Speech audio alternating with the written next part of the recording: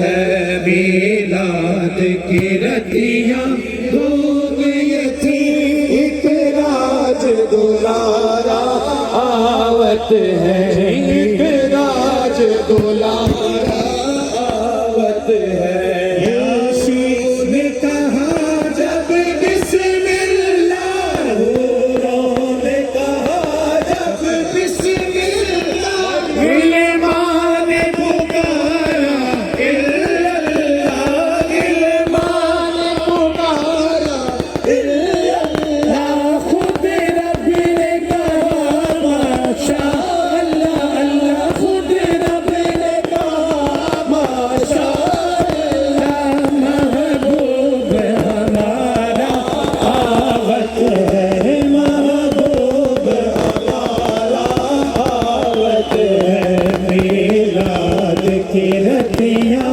دھوم یہ تھی ایک راج دلارا آوت ہے یاسین کی چمک ہے باطن میں یاسین کی چمک ہے باطن میں طہا کا کرشمہ آنگن میں طہا کا کرشمہ آنگن میں والفجر کا جلوہ گالن میں والفجر کا جلوہ گالن میں وہ رب کا سوارا آوت ہے وہ رب کا سوارا آوت ہے میلاد کی رتیاں دھوم یہ تھی ایک راج دلارا آوت ہے ایک راج دلارا آوت ہے جبریل امین یہ کہتے چلے جبریل امین یہ کہتے چلے اے عرشیوں تمہارے باغ جگے اے فرشیوں تمہارے باغ جگے تعظیم کو سب ہو جاؤ کرے تعظیم کو سب ہو جاؤ کرے سردار تمہارا آوت ہے سردار تمہارا آوت ہے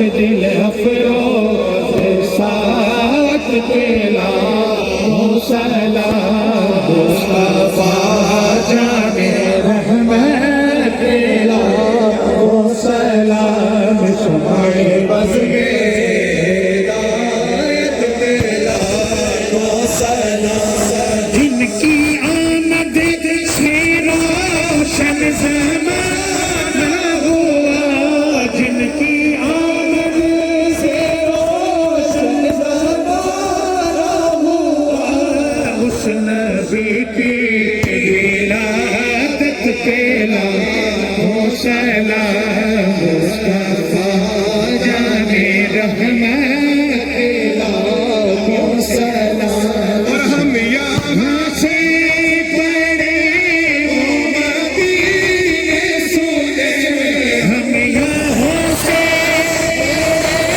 وہ مدینے سنے مصطفیٰ کی شماعت پھیلا سلام مصطفیٰ جامع رحمت پیلا سلام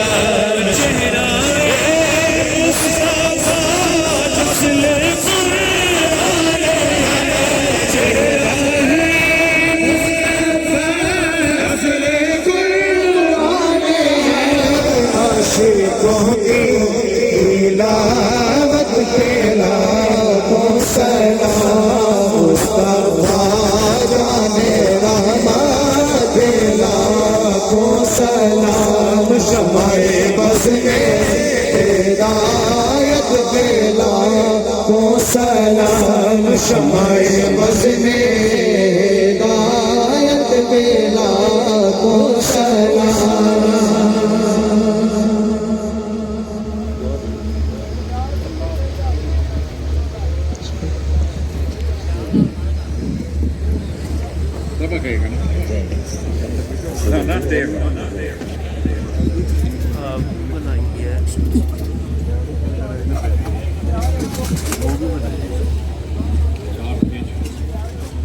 الحمدللہ رب العالمین بسم اللہ الرحمن الرحیم اللہم صلی وسلم علی سیدنا و مولانا محمد وعلی آلہ وصحبہ وبارک وسلم بسم اللہ الرحمن الرحیم ورحمتی وسعت کل شیء صدق اللہ مولانا العظیم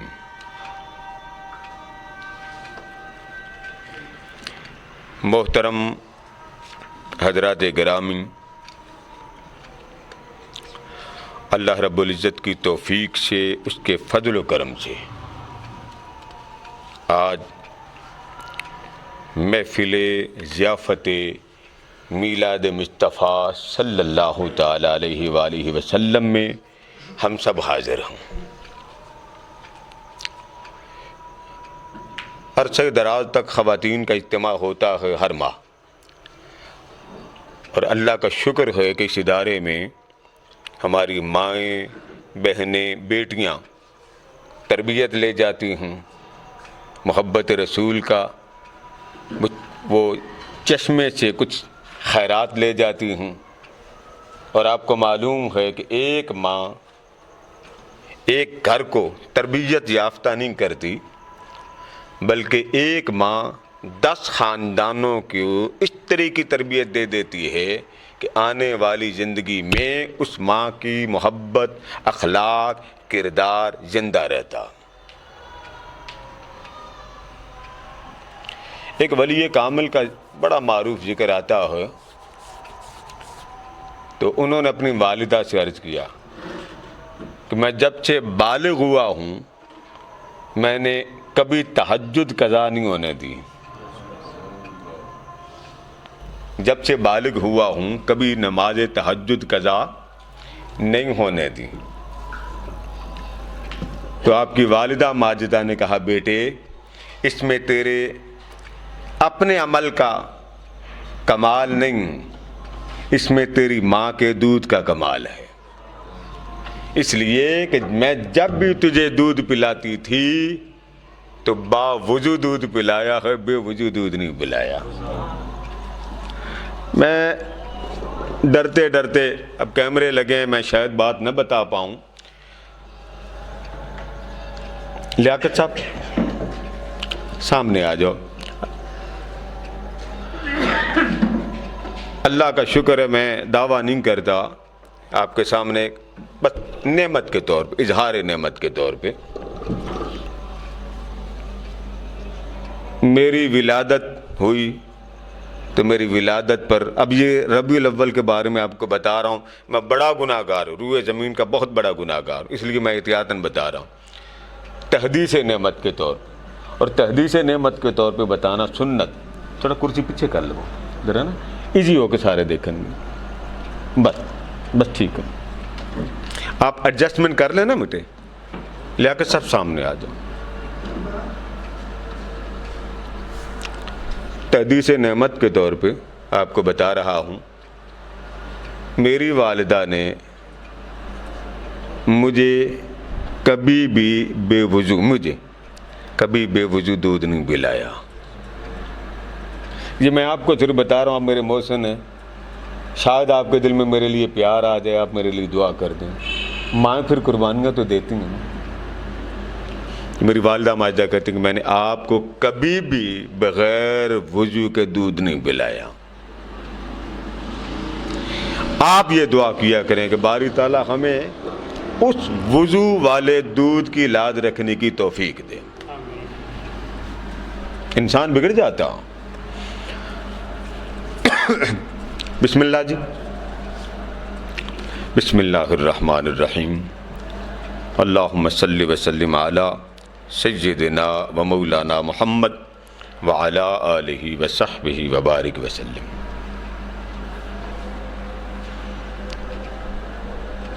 آج آپ حضرات کو آقا علیہ السلام کی محفل میلاد مصطفیٰ میں آنا مبارک ہو۔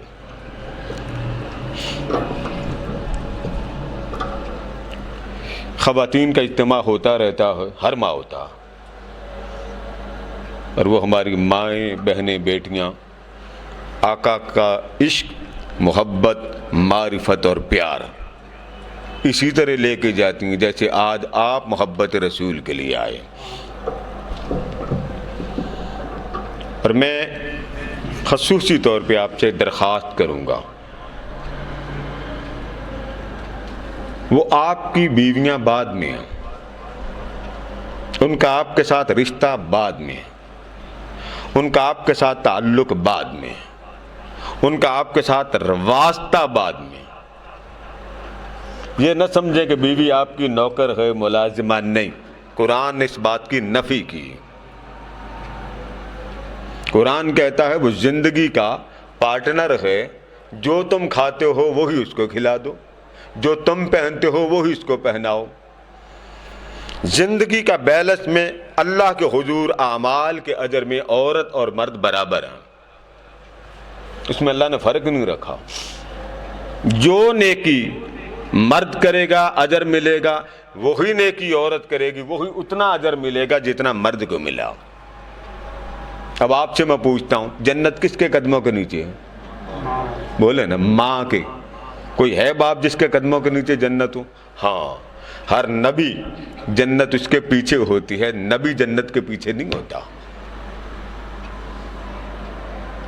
نبی کا مقام بہت بلند ہوتا ہے، اس کا مقام جتنا بلند ہے، شان بلند ہے، اسی طرح اس کے احساسات بلند ہیں، اس کی طلب بھی بلند ہے۔ تو میں چند کلمات محبت آپ کے گوشے گزار، محبوب کی محفل ہے۔ ارشاد فرمایا، رحمتی وسعت کل شیء، فرمایا میری جو رحمت ہے وہ ہر شے پر غالب ہے۔ شے فرمایا ان اللہ علی کل شیء قدیر، اللہ قادر ہے۔ کس پر قادر ہے؟ ہر شے پر۔ اب یہ جو لفظ شے ہے، انما امرہ اذا اراد شیئا، جب اللہ پاک چاہتا ہے، اس کے کئی معنی ہیں، شیئا، شیئن۔ اب میں شیئن جو یہ لفظ موجود ہے کہ ورحمتی وسعت کل شیء، میری رحمت ہر شے پر غالب ہے۔ آپ تھوڑا سا آگے آ جائیں نا، چہرہ مجھے نظر بھی آئے نا فرحان صاحب کا، پیچھے نہ وہ تھوڑا سا کرسی اور آگے کر لیں، بچے کے ساتھ کریں، دیدار مجھے بھی کرانا تو میں بھی مزے لوں کہ حضور کے دیوانے میرے آقا کی باتیں سن رہے ہوں۔ شیء کس کو کہتے ہیں؟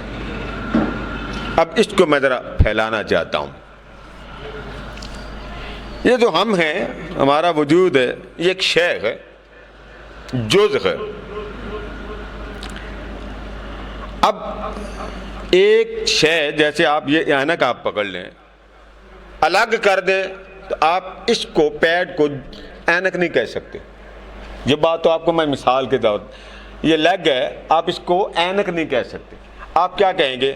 یہ سارے جز ملیں تو پھر کہیں گے یہ اینک۔ تو کسی شے کا وجود ہو اس کو آپ کہتے ہیں یہ فلاح ہے، لیکن اس کا نام بعد میں ہوتا ہے، پہلے اس کو شے کہتے ہیں۔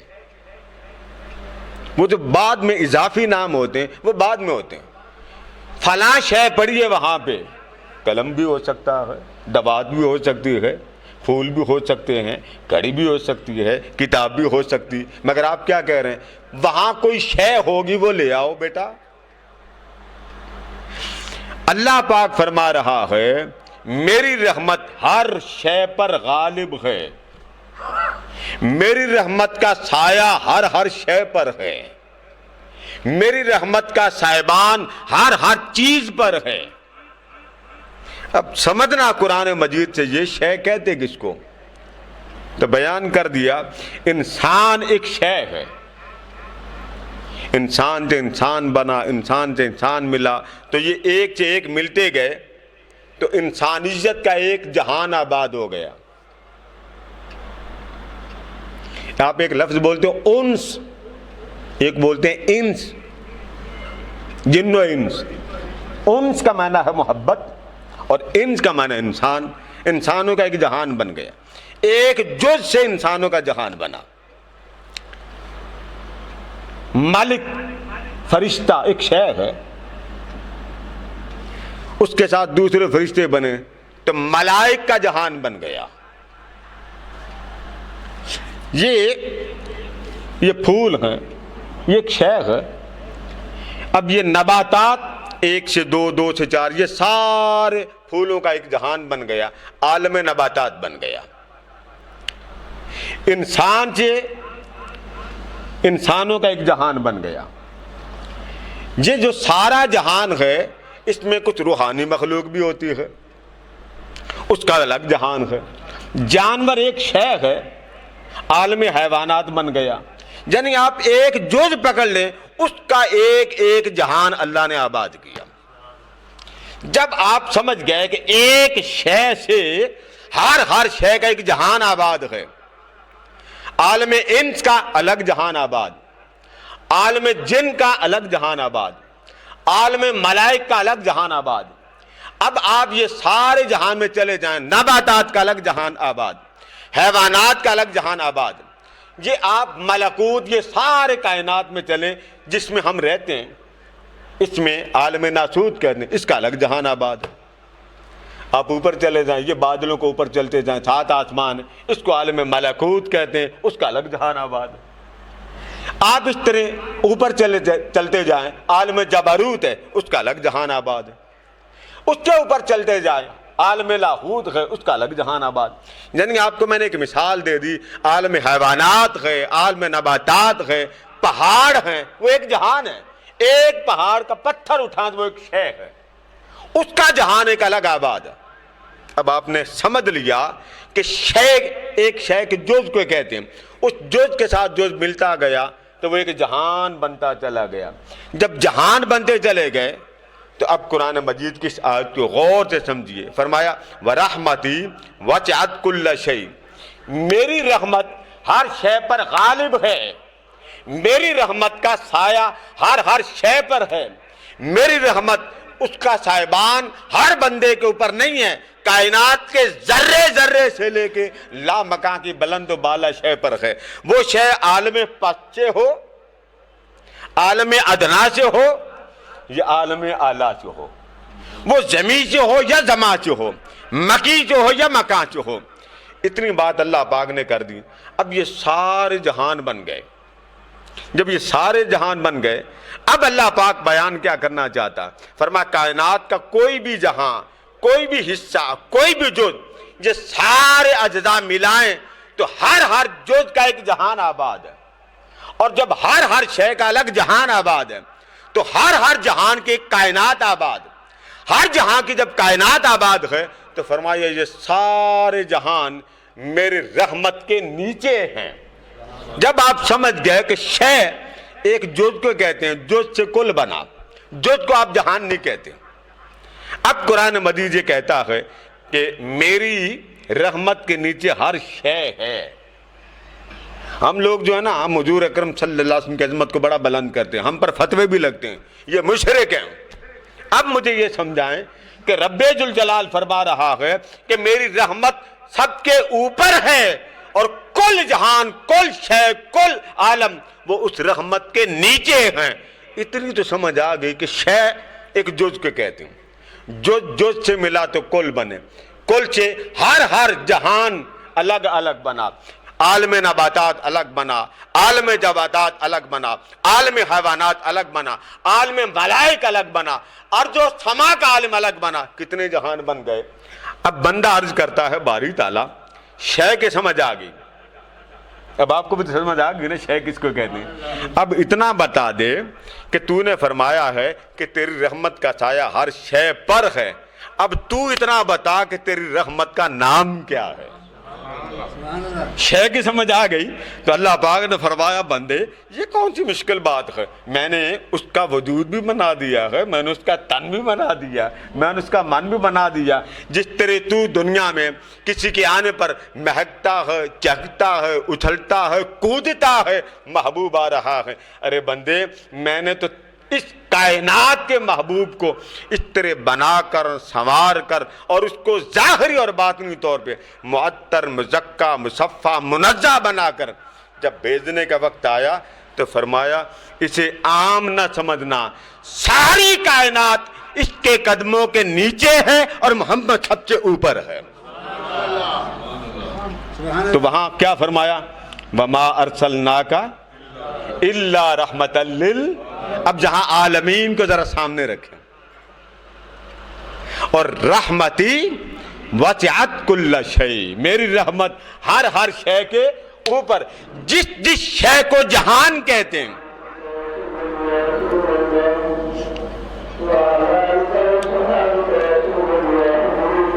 ذرا بریک لا لو۔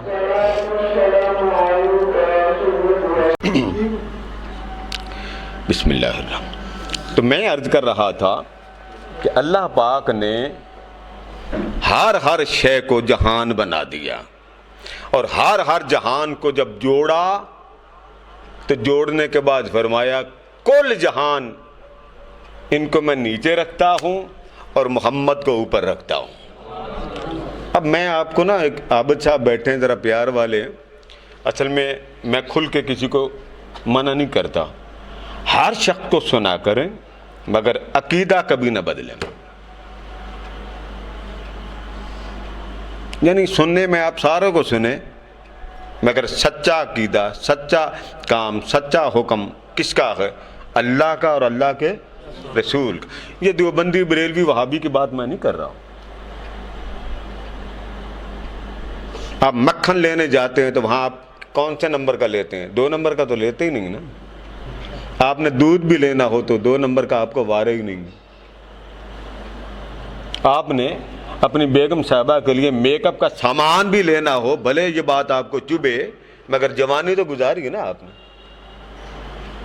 تو غیرت گوارا نہیں کر دی کہ لپسٹک بھی آپ کی 2 نمبر کی ہو۔ وہاں پر نبی کا دین لیتے ہوئے 2 نمبر کا احساس چھوڑ دیں۔ ہمارا ایمان بڑا کمزور ہے، ہم ظاہری طور پہ مسلم ہیں مگر قرآن کہتا ہے مسلم بعد میں ہے، مومن پہلے۔ ہمارے گھر کی خواہشات پوری ہوتی، بھاگ دوڑ لگی رہتی، یہ تو میری نہیں، حضور اکرم صلی اللہ علیہ وسلم کی بارگاہ کی نوکری قبول ہو جائے تو آپ حضرات بھی اس بارگاہ کی نوکری کر رہے ہیں، خدا کرے آپ کی نوکری یہ آج کی محفل کے صدقے قبول ہو جائے۔ لالچ ہے۔ ہمارے حاجی رمضان صاحب ہوتے تھے، بڑے لین لاڈ والے، ایک ہی بات کرتے تھے، وہ کہتے بس کرم ہی کرم ہے اور کچھ بھی نہیں ہے۔ یہ ان کے لخت جگر بیٹھے ہوں۔ اس لیے زندگی، یہ جتنے بزرگ بیٹھے ہیں، زندگی کا پتہ تب چلتا ہے جب سفید بال آ جاتے ہیں، پھر یہی بات رہتی، مولا میرے ایمان کی لاج رکھنا کہ میں جاؤں تو لوگ انگلی نہ اٹھائیں میری میت پر، اتنی میری لاج رکھنا۔ تو یہ جو لالچ ہے ہمارے میلاد کا، یہ یہی ہے کہ مولا ایمان کی لاج رکھ لینا۔ تو بیان کر رہا تھا کہ ہر شے نیچے۔ اب میں اگلی آیت پیش کرتا ہوں۔ آپ مخلوق ہیں، یہ جو انسان ہے، مرد و عورت پیدا ہوئے، یہ کیا مخلوق ہے۔ اور اللہ کیا؟ اللہ خالق، اللہ خالق ہے۔ جب مخلوق ہیں تو کیا صرف آپ ہی مخلوق ہیں؟ وما خلقت الجن والانس الا لیعبدون۔ فرمایا ہم نے انسان کو اگر پیدا کیا ہے، جن کو پیدا کیا ہے، ایسے ہی پیدا نہیں کر کے چھوڑ دیا، عبادت کے لیے پیدا کیا۔ جب آپ نے مان لیا کہ ارض و سما بھی مخلوق، ان کل من فی السماوات والارض آت الرحمن عبدا، اللہ نے فرما دیا لوگوں جو ارض و سما میں تجھے نظر آ رہا ہے، جو کائنات کا ذرہ ذرہ تمہیں نظر آ رہا ہے، یہ مخلوق ہے، یہ میرے عبد ہیں، میرے بندے ہیں۔ تو جو پوجا کرے وہ مخلوق ہی ہوتا ہے نا، کیونکہ اللہ تو معاذ اللہ عبادت سے پاک ہے۔ تو اللہ عبادت کے لائق ہے، ہم اللہ کی عبادت کرتے ہیں، وہ کسی کی عبادت نہیں کرتا۔ جب یہ بات آپ تسلیم کر چکے کہ ارض و سما مخلوق ہے، فرشتے مخلوق ہیں، جن مخلوق ہیں، یہ چرند پرند درند مخلوق ہیں، عالم نباتات مخلوق ہیں، عالم جمادات مخلوق، عالم حیوانات مخلوق ہے، یہ عالم ناسوت مخلوق ہے، عالم ملکوت مخلوق ہے، عالم جبروت ہے، عالم لاہوت ہے، عالم ہاہوت ہے۔ ارض و سما کا پت لے لیں، تحت سرا لے لیں، لامکا لے لیں، عالم بالا لیں، جنت لے لیں، یہ سب کچھ مخلوق ہے۔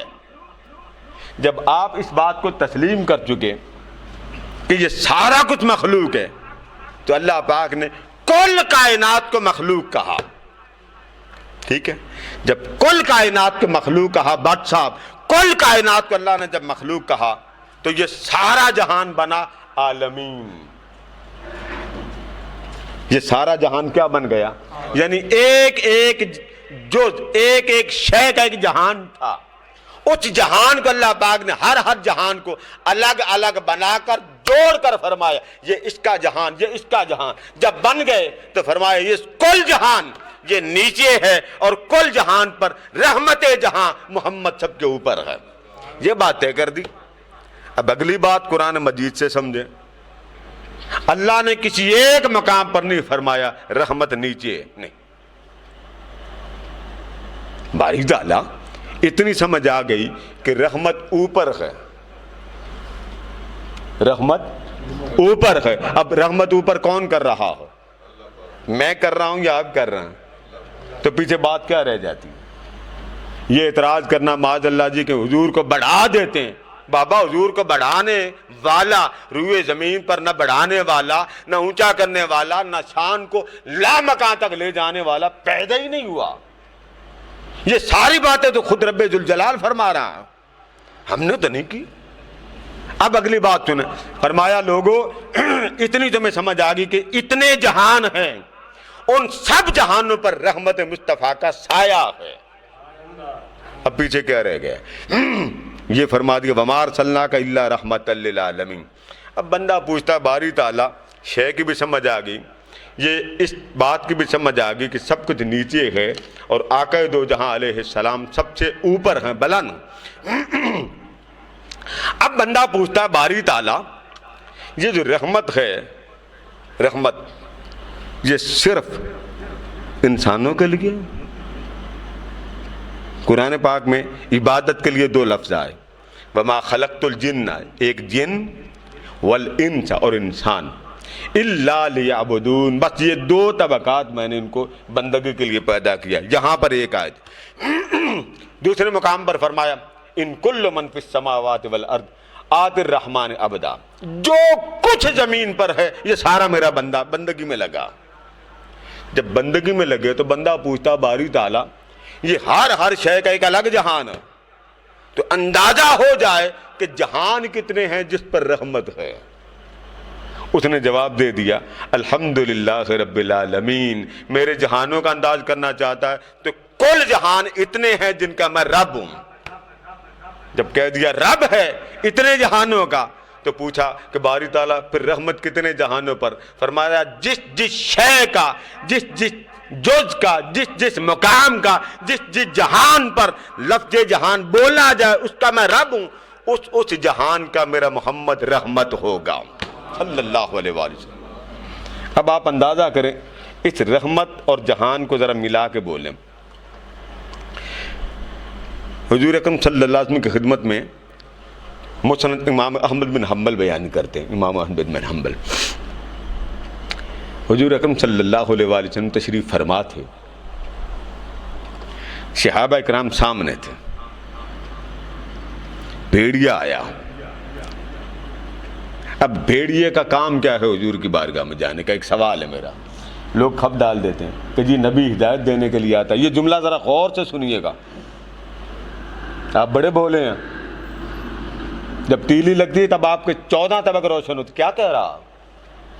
لوگ آپ کو کہتے ہیں نبی صرف انسان کو ہدایت دینے کے لیے آیا. ہم نہیں مانتے. اگر نبی انسان کو ہدایت دینے کے لیے آیا تو میرا سوال ہے، بھیڑیا حضور کی بارگاہ میں بیٹھا، آقا دو جہان اس سے کلام کیا. اب جانور کی بولی کون بول رہا؟ سمجھ کون رہا؟ آپ کا سوال. پڑھے لکھے لوگ آج کل پریشان ہوتے ہیں کہ جی نبی کا کام ہدایت دینا، باقی باتیں چھوڑیں. میرا سوال ہے بھیڑیا کا نبی کے پاس کام کیا. اب سن لیں جملے. اس نے عرض کیا یا رسول اللہ صلی اللہ علیہ وسلم میرا ایک سوال ہے. اندر موبائل پہ وہ لے آؤ، ندی تصویریں لگو سر. اس نے عرض کیا بڑی دلچسپ بات. اس نے کہا یا رسول اللہ صلی اللہ علیہ وسلم میں بھیڑیوں کا پریزیڈنٹ بن کے آیا ہوں آپ کے پاس، وفد کا رہنما بن کے آیا ہوں، تو میں آپ سے ایک معاہدہ کرنا چاہتا ہوں. فرمایا کیا معاہدہ؟ اس نے کہا معاہدہ یہ ہے کہ مجھے انہوں نے باہمی مشاورت کے بعد اپنا صدر بنا کے، سربراہ بنا کے بھیجا کہ ہم سب کی طرف سے آپ جا کے بات کریں. فرمایا بات کرو. صحابہ سن رہے ہیں. اس نے کہا یا رسول اللہ صلی اللہ علیہ وسلم یہ آپ کا شہر مدینہ ہے اور ہم نہیں چاہتے کہ آپ کے شہر مدینہ کی بکریاں کھائیں. علی جان صاحب یہ آپ کا شہر مدینہ ہے اور ہم آپ کے شہر مدینہ کی بکریوں کو جرت بھی نہیں کرتے پکڑ کے کھائیں.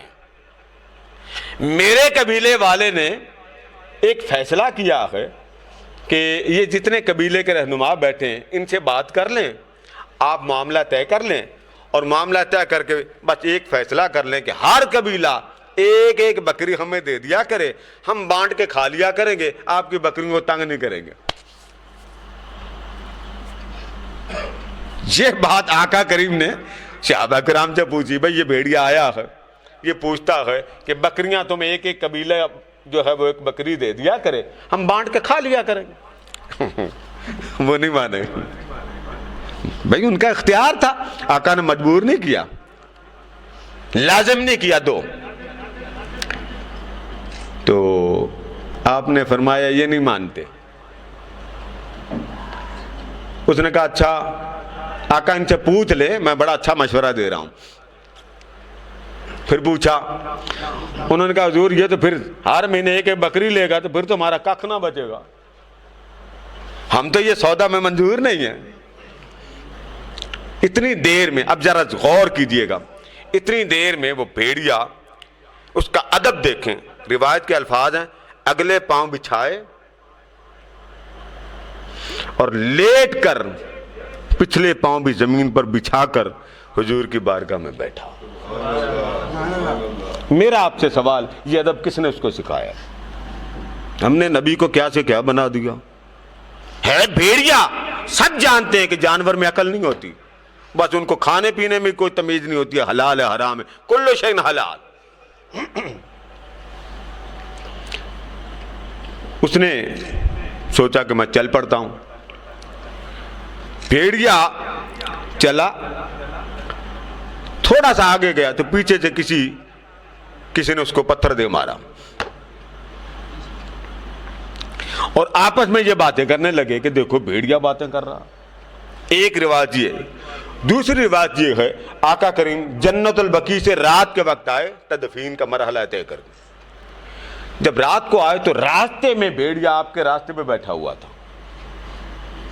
آپ نے دیکھ لیا نبی کی آنکھ اس طرح ہوتی ہے کہ اندھیرے میں بھی اس کو اجالے کی طرح نظر آتا. یہ تو ہم جیسے ہیں نا کہ 4 لائٹیں جب تک نہ لگیں, جیسے ابھی لائٹیں لگی تو کخ نہ نظر آئے. تو آپ نے دیکھا, فرمایا کیا بات ہے؟ اس نے کہا جی میں نمائندہ بن کے آیا ہوں تو یہ میرا مسئلہ حل کرا دے. پھر ایک اور روایت ہے, ہاں اس میں ایک چرواہا بکریاں چراتا ہے. اب میں آپ کو روایتیں 3 ملا کے سنا رہا ہوں تاکہ لذت میں محبت میں اضافہ ہو. چرواہے نے کیا کیا, بھیڑیے نے بکری چھینی, دوڑ لگا دی. چرواہے نے ہمت کر کے بکری چھڑا لی. وہ اپنے پچھلے قدموں کے بل بیٹھا اور بیٹھ کر چرواہے کو کہتا, اللہ کے بندے, اللہ نے مجھے رزق دیا تھا, تو نے چھینا کیوں؟ وہ بڑا حیران ہوا. اب وہ جو پہلا بھیڑیا تھا جس کی میں نے روایت آپ کو سنائی, صحابہ آپس میں گفتگو کرنے لگے کہ کمال کی بات نہیں ہے, بھیڑیا مگر کلام کر رہا ہے. اس بھیڑیے نے وہیں سے پلٹ کے واپس آ گیا اور حضور اکرم صلی اللہ علیہ وسلم کے صحابہ کی طرف اشارہ کر کے کہتا, وہ جو بات اس بھیڑیے نے کہی وہی بات اس بھیڑیے نے بھی کہی جس نے چرواہے کی بکری چھین لی. اب میں چاہتا ہوں یہ ساری بات ملا کر آپ کو سناؤں. بھیڑیے نے جاتے ہوئے کہا کہ مجھ سے تو نے, آپ لوگوں نے حضور اکرم صلی اللہ علیہ وسلم کے سامنے یہ فیصلہ نہیں مانا, چلو کوئی بات. اس بھیڑیے نے کہا, صحابہ میرے بات کرنے پر تمہیں تعجب ہے, کلام کرنے پر تعجب ہے, گفتگو کرنے پر تعجب ہے, یہ بڑی بات نہیں ہے, یہ کوئی تعجب کی بات نہیں, یہ کوئی کمال کی بات نہیں. آؤ تمہیں اس سے بھی بڑی تعجب کی بات بتاؤں, کمال کی بات بتاؤں, حیران کن بات بتاؤں, اور ایسی حیران کن بات بتاؤں کہ اس سے پہلے تم نے سنا بھی نہ ہو, دیکھا بھی نہ ہو, جانا بھی نہ ہو. اب کلام وہ بھیڑیا صحابہ سے کر رہا ہے. اس نے کہا سنو, اس محمد کو دیکھ لو, یہ تمہارے سامنے موجود ہیں, تم میرے کلام پر حیران ہوتے ہو. سنو, جو ہو چکا ہے اس کو بھی یہ جانتے ہیں, جو نہیں ہوا اس کو بھی یہ جانتا. میرے بات پہ تعجب کرتے ہو, تعجب اس محمد پر کرو, جو ہو چکا ہے محمد کو وہ بھی معلوم, جو نہیں ہوا محمد کو وہ بھی معلوم. اب آپ سے میں پوچھتا ہوں یہ عقیدہ کہاں سے آیا؟ آج صدیوں بعد ہمارے ہاں تکرار ہوتی ہے کہ حضور کو اس کی خبر نہیں. حضور کو, وہ اس زمانے کا بھیڑیا بھی 1000 درجے بہتر تھا, جو جانور ہو کر بھی حضور علیہ السلام کے علم کو مانتا تھا.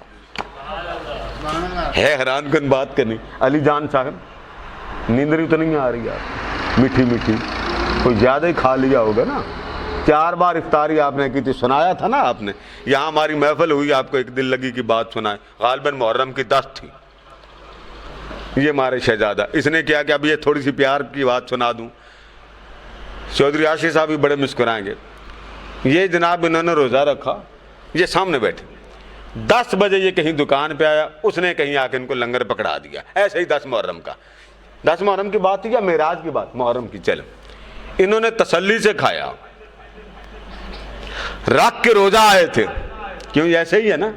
اس کے بعد پھر عصر کے وقت، زور کے وقت میرے خیال، پھر زور کے وقت تبرک آ گیا، وہ بھی تسلی سے کھایا. اور دونوں بار تسلی میں بھولے. اور پھر عصر کے وقت انہوں نے افطار گھر جا کے کرنا تھا. راستے میں ایک بیدانہ لے کے بیٹھا ہوا تھا، وہ اس نے کہا جی یہ بیدانہ تبرک کا کھا لیں، وہ بھی کھا لی. اور گھر پہنچ کے مجھے فون کیا جی غلطی سے میں یہ 3 بار کر چکا ہوں، کتنا بڑا کفارہ. میں نے کہا جتنی تسلی سے آپ نے کھایا پھر اللہ ہی جانے پھر اس کا حل کیا. پھر افطاری بھی تسلی سے کی. تو پتہ یہ چلا کہ اس زمانے کے جانور بھی آج کے بد عقیدہ لوگوں سے افضل ہوں. وہ اس طرح کی بات نہیں کرتے. اب آ جاؤں چرواہے کی طرف. اس نے کہا چرواہے اللہ کے بندے میرا تو نے رزق کیوں چھینا؟ وہ بڑا حیران ہوا، وہ جانور بول رہا. اس نے کہا حیران ہونے کی بات نہیں ہے، جا مدینے چلا جا، میرے پر تجھے تعجب ہے، تعجب اس نبی پر کر جو کچھ ہو چکا وہ نبی وہ سنا دیتا ہے، جو نہیں ہوا نبی وہ بھی سنا دیتا ہے.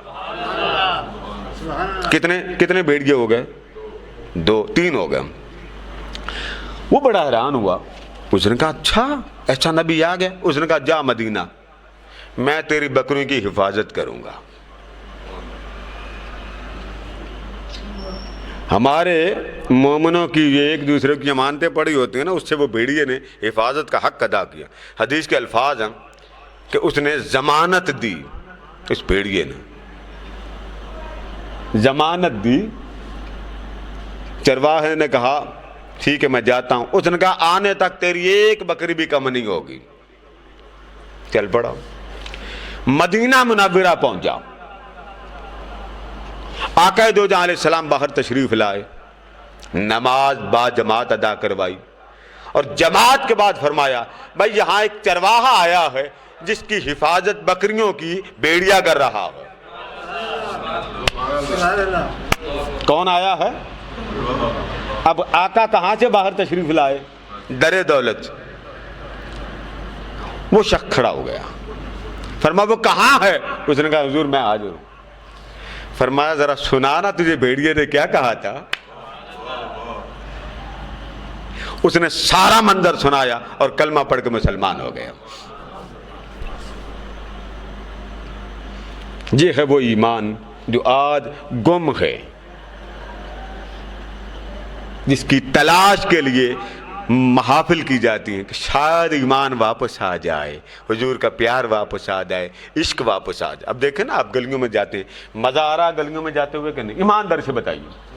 ادھر جاتے ہیں میرے آقا کے لیے لائٹنگ ہے، وہاں فلیگ لگے ہیں، وہاں محفل ہو رہی. کاش اگر یہ حضور کے جاننے والے، حضور کے محبت والے، پیار والے اگر ہر مہینے گرم پانی، ہر مہینے ایک محفل اپنے بچوں کو بٹھا کے کر لیں، احباب کو بٹھا کے کر لیں، جیسے ہمارے بھائی عابد صاحب گھر بھی کرتے ہیں، دوسرے دوستوں کے گھر میں بھی ہوتی ہیں. کم از کم جہاں بیوی بچوں پر آپ پانی کی طرح خرچ بہا دیتے ہیں، نبی کا حق تو آپ سے بھی زیادہ. تو بندے نے عرض کیا گرم پانی، بندے نے عرض کیا باری تعالیٰ تیرے جہان کتنے؟ فرمایا الحمدللہ رب العالمین، عالمین کا میں رب ہوں.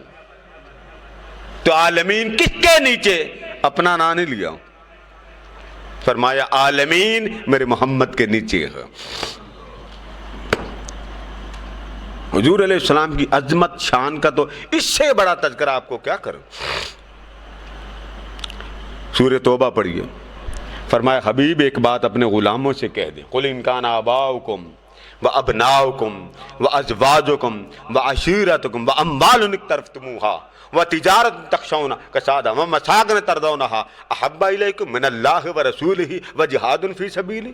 اب ماں باپ اللہ کی نعمت ہیں کہ نہیں؟ بچے اللہ کی نعمت. پھر فرمایا خاندان، تمہارا خاندان، تمہارا کنبہ ان کا نام لے لیا. پھر فرمایا تمہارے یہ بلڈنگیں، تمہارے کاروبار، تجارت، یہ سارا کچھ بیان کرنے کے بعد سارا کچھ ایک لائن میں رکھ دیا. ماں باپ بیوی بچے عائشہ اقربا کاروبار دین دنیا ساری ایک طرف کر دی. اب آپ میں سے کئی بزنس مین ہیں، ہمارے ماشاءاللہ شیخ عدیل صاحب بھی بیٹھے ہیں، بینک والے بھی یاور صاحب بھی بیٹھے ہوں گے غالباً. اب یہ نہیں مجھے معلوم وہ واپڈا والوں کے لخت جگر آئے ہیں کہ نہیں. یہاں آپ کوئی ملازم ہیں، کوئی ریٹائرڈ ہیں. اب میں آپ سے پوچھتا ہوں، یہ خالق ارض و سما نے جو ساری نعمتیں آپ کو دی، بیوی بچے ماں باپ والدین بات کہتے ہیں، تو ادب والا حیا والا بچہ قربان جاتا، حکم الہی کی وجہ سے حیا کرتا، میرا مالک ناراض نہ ہو جائے. بیوی کا ادب کرتا ہے، حیا کرتا ہے، مالک ناراض نہ ہو جائے. خاندان کے ساتھ تعلقات میں حیا کرتا ہے، میرا مالک ناراض نہ ہو جائے. اپنی تجارت میں جھوٹ نہیں بولتا، میرا مالک ناراض نہ ہو جائے. بلند بالا بلڈنگ بنا لی، مولا میں اس بلڈنگ میں تیرا اور تیرے حبیب کا ذکر اس لیے کرتا ہوں کہ تو خوش رہے، مجھ سے ناراض نہ ہو. یہ سارے عوامل کر لینے کے بعد اللہ پاک نے فرمایا اے بندے، یہ تیرے ماں باپ، یہ تیرے بیوی بچے، یہ تیرے خاندان، یہ تیری تجارت، یہ تیرا مکانات، یہ سارے ایک لائن میں رکھے. لوگ کہتے ہیں نا حضور سے محبت بڑھ کر کرو. آپ ماں باپ جو محبت ماں باپ کی حد تک کریں گے اس سے بڑھا نہیں سکتے. آپ اپنے پیر سے محبت کریں گے مگر پیر کو پیر سے بڑھا نہیں سکتے. آپ پیر کو نبی نہیں معاذ اللہ کہہ سکتے، ہاں ماں باپ کو معاذ اللہ نبی نہیں کہہ سکتے. یعنی ایک مقام ہے، اس حد تک آپ کو شریعت کہتی ہے ادب کریں، مگر اس سے بڑھ کر ادب نہیں کر سکتے. آپ بچوں سے پیار کریں گے، محبت کریں گے، بچہ ولی کیوں نہ بن جائے، ادب کر سکتے ہیں لیکن اسے بڑھا نہیں سکتے. خاندان کے ساتھ آپ کے تعلقات ہیں، پیار کر سکتے، محبت کر سکتے، مگر اس تعلقات کو حد سے زیادہ بڑھا نہیں سکتے. یہ سارا کچھ کیوں کرتے ہیں؟ مالک ناراض نہ ہو. آپ تجارت میں ڈنڈی نہیں مارتے، جھوٹ نہیں بولتے، کیوں نہیں بولتے؟ مالک ناراض نہ ہو. جب ساری باتوں میں آپ مالک کے سامنے آتے، آگے اللہ پاک نے فرمایا اب بتا، ماں باپ بیوی بچے سارا کچھ ایک طرف کر دیا، اور آگے جا کے فرمایا احب الیکم من اللہ ورسولہ. یہ ماں باپ بیوی بچے کاروبار لین دین بلند و بالا بلڈنگیں، یہ سارا کچھ ہے بندے تیرے پاس، عطا میری ہے، یہ تیری کمائی نہیں ہے. تیری کمائی تب ہوتی جب تو پیدا کرتا، تو پیدا ہی نہیں کر سکتا، خالق میں ہوں. یہ سارا کچھ میری عطا، اور جب میں نے دے دیا اور دے کر فرمایا سن، یہ سارا کچھ لے جا، مگر اتنا یاد رکھ یہ سارا کنبہ میرے محمد سے زیادہ پیارا نہ لگے. احب الیکم، ہم کیا کہتے ہیں؟ حضور سے محبت نہ کرو بلکہ حد سے بڑھ کر محبت کرو. اب حد سے بڑھنے کا کیا مطلب؟ بیوی کا وصال ہو جاتا ہے، بعد میں محبت ختم ہو جاتی. ماں باپ کا وصال ہو جاتا ہے، بعد میں محبت ختم ہو جاتی. اہل و عیال کا وصال ہو جاتا ہے، بعد میں محبت ختم ہو جاتی. لیکن قربان جائیں، فرمایا بندے صدیوں سے یہ نظام چل رہا ہے، جو آیا ہے اس نے جانا ہے، مگر یاد رکھ ان سب میں رہ کر میرے محبوب کو بھول نہ جانا. ان سب سے بڑھ کر جو کچھ ملا اس محمد کے صدقے ملا ہے. آپ نے ایک پوائنٹ سمجھ لیا، فرمایا رب العالمین میرا نام ہے. اور اگلا تعارف دیکھیے، لوگ شرک کی بات بڑی کر جاتے ہیں. اب یہاں پہلو دیکھیں اس کی محبت کا. ہم ایک اللہ کی صفت کے ساتھ کوئی صفت جوڑ نہیں سکتے. یہ بڑی میں ایک امپورٹنٹ بات کرنا چاہتا ہوں. اللہ کی صفات کے ساتھ محترم اشرف صاحب کوئی صفت جوڑ نہیں سکتے. لوگ کہتے ہیں کہ صفات الہیہ کے ساتھ کوئی صفت جوڑنی نہیں چاہیے. ٹھیک ہے نا؟ اب میں آپ سے ایک بات پوچھتا ہوں. اللہ پاک فرمائے یہ شے میری ہے، بس کوئی مثال نہیں آپ دے سکتے کہ جی یہ ابا جی کی ہے امی کی نہیں. ہو سکتا ابو کی بھی ہو امی کی ہو، لیکن بعض چیزیں ایسی ہوتی ہیں جو باپ کی تو ہوگی ماں کی نہیں ہوگی. جب بعض چیزیں ایسی ہوتی ہیں جیسے استعمال کی کئی چیزیں عورت کی ہوتی ہیں مرد کی نہیں ہوتی، بعض مرد کی ہوتی ہیں عورت کی نہیں ہوتی. اب یہاں ایک پتہ کی بات کہنا چاہتا ہوں. آپ پڑھتے ہیں مقام محمود، بڑا لفظ آپ نے سنا، مقام محمود، حدیث کے الفاظ ہیں قیامت کے دن ہوگا، اور جب تک یہ کائنات قائم ہے محمود اللہ کی شان کا نام ہے۔ میں آپ کو قرآن مجید کا تعارف بھی کروا رہا ہوں الفاظ کی ادائیگی کے ساتھ۔ محمود کس کی شان ہے؟ اللہ کی۔ فرمایا الحمدللہ رب العالمین، میں عالمین کا رب ہوں اور میں ہی تعریف کے لائق ہوں۔ تو جس کی تعریف کی جائے اسے محمود کہتے ہیں، تو محمود میری شان ہے۔ محمود کس کی شان ہو گئی؟ اب ذرا بڑی پتہ کی بات ہے، عابد بھائی بھی بیٹھے ہیں تو بڑا مزے کے ساتھ اس ٹاپک کو سمجھیں۔ فرمایا محمود میری شان۔ اب قرآن کہتا جو خدا کی شان ہے وہ کسی کی نہیں بن سکتی، یہ بات قرآن میں آگے۔ روئے زمین پر نبی کو بھی اللہ پاک وہ شان نہیں دیتا جو اللہ کی، لیکن یہ بات قرآن سے اخذ کریں۔ اللہ پاک نے جب فرما دیا محمود میری شان، آپ آگے چلیں، فرمایا وَمِنَ اللَّيْلِ فَتَحَجَّدْ بِهِ نَافِلَةً لَكَ۔ حاجی بشیر صاحب فرمایا اے حبیب آپ تہجد پڑھا کریں۔ کون سی نماز؟ تہجد۔ پہلے فرض تھی پھر معاف کر دی گئی، تو معاف کرنے کے باوجود آقا پڑھتے تھے۔ عرفاء کی نماز ہے، عاشقوں کی نماز۔ فرما حبیب آپ تہجد پڑھا کریں، تو کیا ہوگا؟ فرما حبیب تیری تہجد کا یہ کمال ہے، تہجد کا، عسا ان یبعثک ربک مقاما محمودا، قیامت کا دن ہوگا، محمود میری شان کا نام ہے۔ قرآن میں کہہ دیا الحمدللہ رب العالمین، لوگوں محمود اس کی شان کا نام۔ اور محبوب کی بات آئی، فرمایا محبوب جب تو روز محشر میرے پاس آئے گا نا تو محمود تیری شان بنا دوں گا۔ اب میں آپ سے پوچھتا ہوں شے ایک ہے یا دو؟ جی ایک ہے نا؟ مالک کتنے بن گئے؟ اب شرک کدھر گیا؟ ہمیں خدا جانے ایسا پھٹیچر قسم کا شرک سمجھا دیتے، شرک ہو گیا۔ یہاں ایک نوجوان تھا میرے ساتھ کالج پڑھتا تھا، وہ جتنی دیر میرے پاس بیٹھا رہا اس نے شرک کی پٹی مجھے سنائی، قادری صاحب یہ شرک یہ شرک۔ تو میں نے کہا کہ بھائی آپ شرک کی تعریف تو کریں، قرآن مجید میں شرک کی باقاعدہ کوئی آپ کو تعریف کی آیت نہیں ملے گی۔ ندن کا لفظ آتا کہ اللہ کے برابر نہ کرو، بھائی کس میں برابر؟ آپ سب کے کان ہیں کہ نہیں؟ ذرا ہاتھ لگا کے چیک کر لیں، ہے نا؟ تو کان کیا کرتے ہیں؟ آپ کہیں گے سنتے ہیں، تو سننے کو کیا کہتے ہیں؟ سماعت۔ کیا کہتے ہیں؟ سماعت۔ تو سماع قرآن مجید میں آتا ہے کہ فَجْعَلْنَاهُ سَمِيعًا، ہم نے انسان کو سمیع بنایا، سننے والا بنا۔ آگے آنکھیں آپ سب کو ملیں، ہاتھ لگا کے چیک کر لینا، آپ ہے نا سب کی آنکھ۔ اب آنکھوں سے آپ کیا کرتے ہیں؟ دیکھتے ہیں، بصارت۔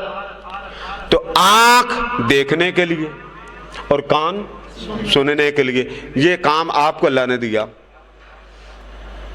تو اللہ نے بندے کے بارے میں بیان کرتے ہوئے فرمایا سننے والا ہم نے بنایا اور دیکھنے والا بھی ہم نے بنایا۔ اب قرآن پڑھیے، جب اپنی بات آئی فرمایا میں ان اللہ سمیع بصیر، فرمایا سننے والا بھی میں ہوں، دیکھنے والا بھی میں ہوں۔ اب میں آپ سے پوچھتا ہوں، اب یہ صفات دونوں، وہ کہتا سننے والا بندہ، اور پھر اپنی بات آتی فرما سننے والا مولا۔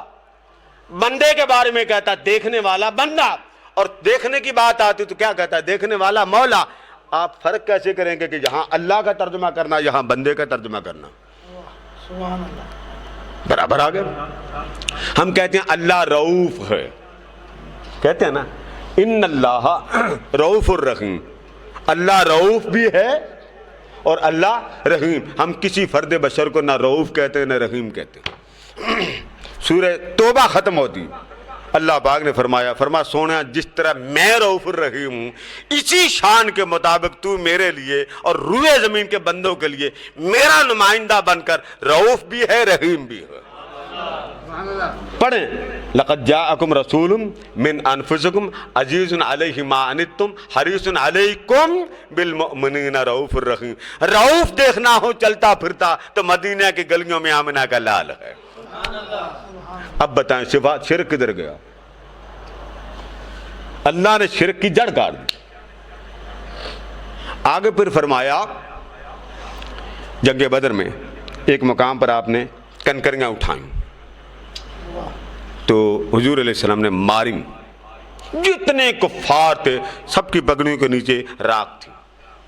اب میں آپ سے پوچھتا ہوں مارا حضور نے کنکریاں؟ عابد صاحب مارنے والا کون ہے؟ حضور ہے. حضور مخلوق ہیں کہ نہیں؟ شان کو آپ الگ کر دیں. حضور کیا ہے؟ مخلوق ہے نا. انسان ہیں ظاہری طور پہ انسان نظر آ رہے ہیں, عظمت میں تو سبحان اللہ. مارا حضور نے. کوئی کام آپ کریں اور ساتھ ہی کہہ دیں اللہ نے مارا تو بندے آپ کی حجامت نہیں کریں گے؟ جی میرے خیال ہے نسلیں کنگال کے رکھ دیں گے. شرم کرو, ڈوب کر خدا کا عمل. آپ نے پتھر دے مارا. اب اللہ پاک نے آقا دو جہاں علیہ السلام کے صرف مٹھی میں وہ سنگریزے لے کے مارنے پر فرمایا وما رمیت اذ رمیت. سونا تو نے مارا وہ تو نے نہیں مارا. وہ تو نے مارا وہ کنکریاں تو نے تو نہیں ماری. ولیکن اللہ رما. سونیا دیکھنے والا ہر کوئی دیکھ رہا تھا, دستے مصطفیٰ تھا, مگر سمجھنے والوں کو سمجھا دو دستے خدا تھا. نظر مصطفیٰ آ رہا تھا مگر کام خدا. آقا نے صحابہ کے ہاتھ اپنے ہاتھ میں لیے, کیکر کے درخت کے نیچے بیٹھ کر آپ نے بیعت فرمائی. اب ہاتھ بظاہر کس کا تھا؟ آقا کا تھا نا. اور صحابہ حضور علیہ السلام کے ہاتھوں میں ہاتھ دے رہے ہیں. حضرت عثمان ذو النورین کی بات آئی, فرمایا یہ ہاتھ عثمان کا. اللہ کی شان دیکھیں, جب آپ نے فرمایا ہاتھ عثمان کا, حالانکہ وہ ہاتھ کس کا تھا؟ آقا کا. اور دوسرا ہاتھ آقا نے فرمایا ایک ہاتھ یہ میرا ہاتھ, حالانکہ دونوں ہاتھ کس کے ہیں؟ آقا کے. مگر حضور دونوں ہاتھوں میں سے ایک کو عثمان کی طرف منسوب کر رہے ہیں اور ایک کو اپنی طرف منسوب کر رہے ہیں. ظاہری طور پہ آپ یہ جملہ نہیں بول سکتے کہ یہ جی میرے بیٹے کا ہاتھ ہے, یہ میری بیگم کا ہاتھ ہے, نہیں کہہ سکتے. میرے خیال ہے آپ کہہ کے دکھائیں تو لوگ آپ کا مثالہ بنا دیں گے. اللہ پاک کے محبوب کیا فرما رہے ہیں؟ لوگوں یہ عثمان کا ہاتھ, یہ محمد کا ہاتھ. عثمان کا ہاتھ محمد کے ہاتھ میں ہے. اپنی طرف سے بیعت کی. پتا تھا عثمان شہید نہیں ہوئے, ٹھیک ہے, لیکن ہاتھوں میں ہاتھ دینے والوں نے جب ہاتھ دیے تو اللہ پاک نے فرمایا محبوب یہ جتنے آئے ہیں نا جنہوں نے تیرے دستے کرم میں اپنا ہاتھ دیا ان کو مبارک دے دے. ید اللہ فوق ایدیہم. ان کے سب کے اوپر جو ہاتھ دیکھنے کو تو دستے مصطفیٰ ہے, ان کو مبارک دے دیں. دستے مصطفیٰ نہیں ہے بلکہ دستے خدا ہے. اب یہاں جملہ جب یہ بولے دستے خدا ہے تو عموماً وقتی طور پہ آگ لگے. استغفر اللہ, بھائی قرآن کہہ رہا. آپ کے مولانا صاحب نماز میں وہ آیتیں پڑھتے ہیں. اب آپ سے میں ایک بات پوچھتا ہوں, اب میرے خیال لطف آ رہا ہے کہ بات کا کہ نہیں آ رہا؟ اب توحید کی حقیقت کدھر جائے؟ اللہ نے کبھی آپ کو آ کے بتایا میں ایک ہوں؟ جی خواب میں اللہ نے آپ کو بتایا حاجی بشیر صاحب میں اللہ ہوں؟ محترم اشرف صاحب یا یہ شریف صاحب بیٹھے ہیں یا یہ شفیق صاحب ہیں, یہ سارے میرے محسن قمر صاحب ہیں, وحید صاحب ہیں, شہزاد صاحب, کسی ایک کو شیخ عدیل صاحب ہیں یا فیاض صاحب, عابد صاحب, کوئی بھی پکڑ لیں, کسی ایک کو پوچھ لیں, یہ کیمرہ لگا پوچھ لیں, کسی کو اللہ نے آ کر کہا میں ایک ہوں؟ جی تو اللہ کا ایک ہونا کس کے کہنے پہ مان رہے ہیں؟ نہ دیکھا, نہ جانا, نہ چکھا, نہ پہچانا, اس کے گھر کا پتہ ہی کوئی نہیں. ایک ہی بات اس نے قرآن میں کہہ دی, فاسأل بہ خبیرا. میرا جاننا چاہتا ہے, میرا پوچھنا چاہتا ہے, میرا تعارف لینا چاہتا, جا کسی باخبر سے پوچھ. مجھ سے تو کیا پوچھنا آیا, کسی باخبر سے پوچھ. تو باخبر کوئی ہوگا تو اس نے کہا ہے نا. تو اللہ پاک نے فرمایا محبوب جب کوئی میرا پوچھے نا, میرا, تو تب تو بولنا. آپ قرآن مجید کی سب صورتیں پڑھ لیں, ابتدا میں آتا جب کوئی میرا, آپ پڑھیں قل یا ایھا الکافرون. فرمایا سونیا انہوں نے میرا ذکر کیا, اب تو جواب دے. قل یا ایھا الکافرون، یہاں فرمایا سونا تو بول۔ پھر تعارف قرآن پاک میں آیا، فرمایا سونا یہاں بھی تو بول کہ وہ رب کون ہے، قل اعوذ برب الفلق۔ پھر فرمایا لوگوں کا رب کون ہے، فرمایا قل اعوذ برب الناس۔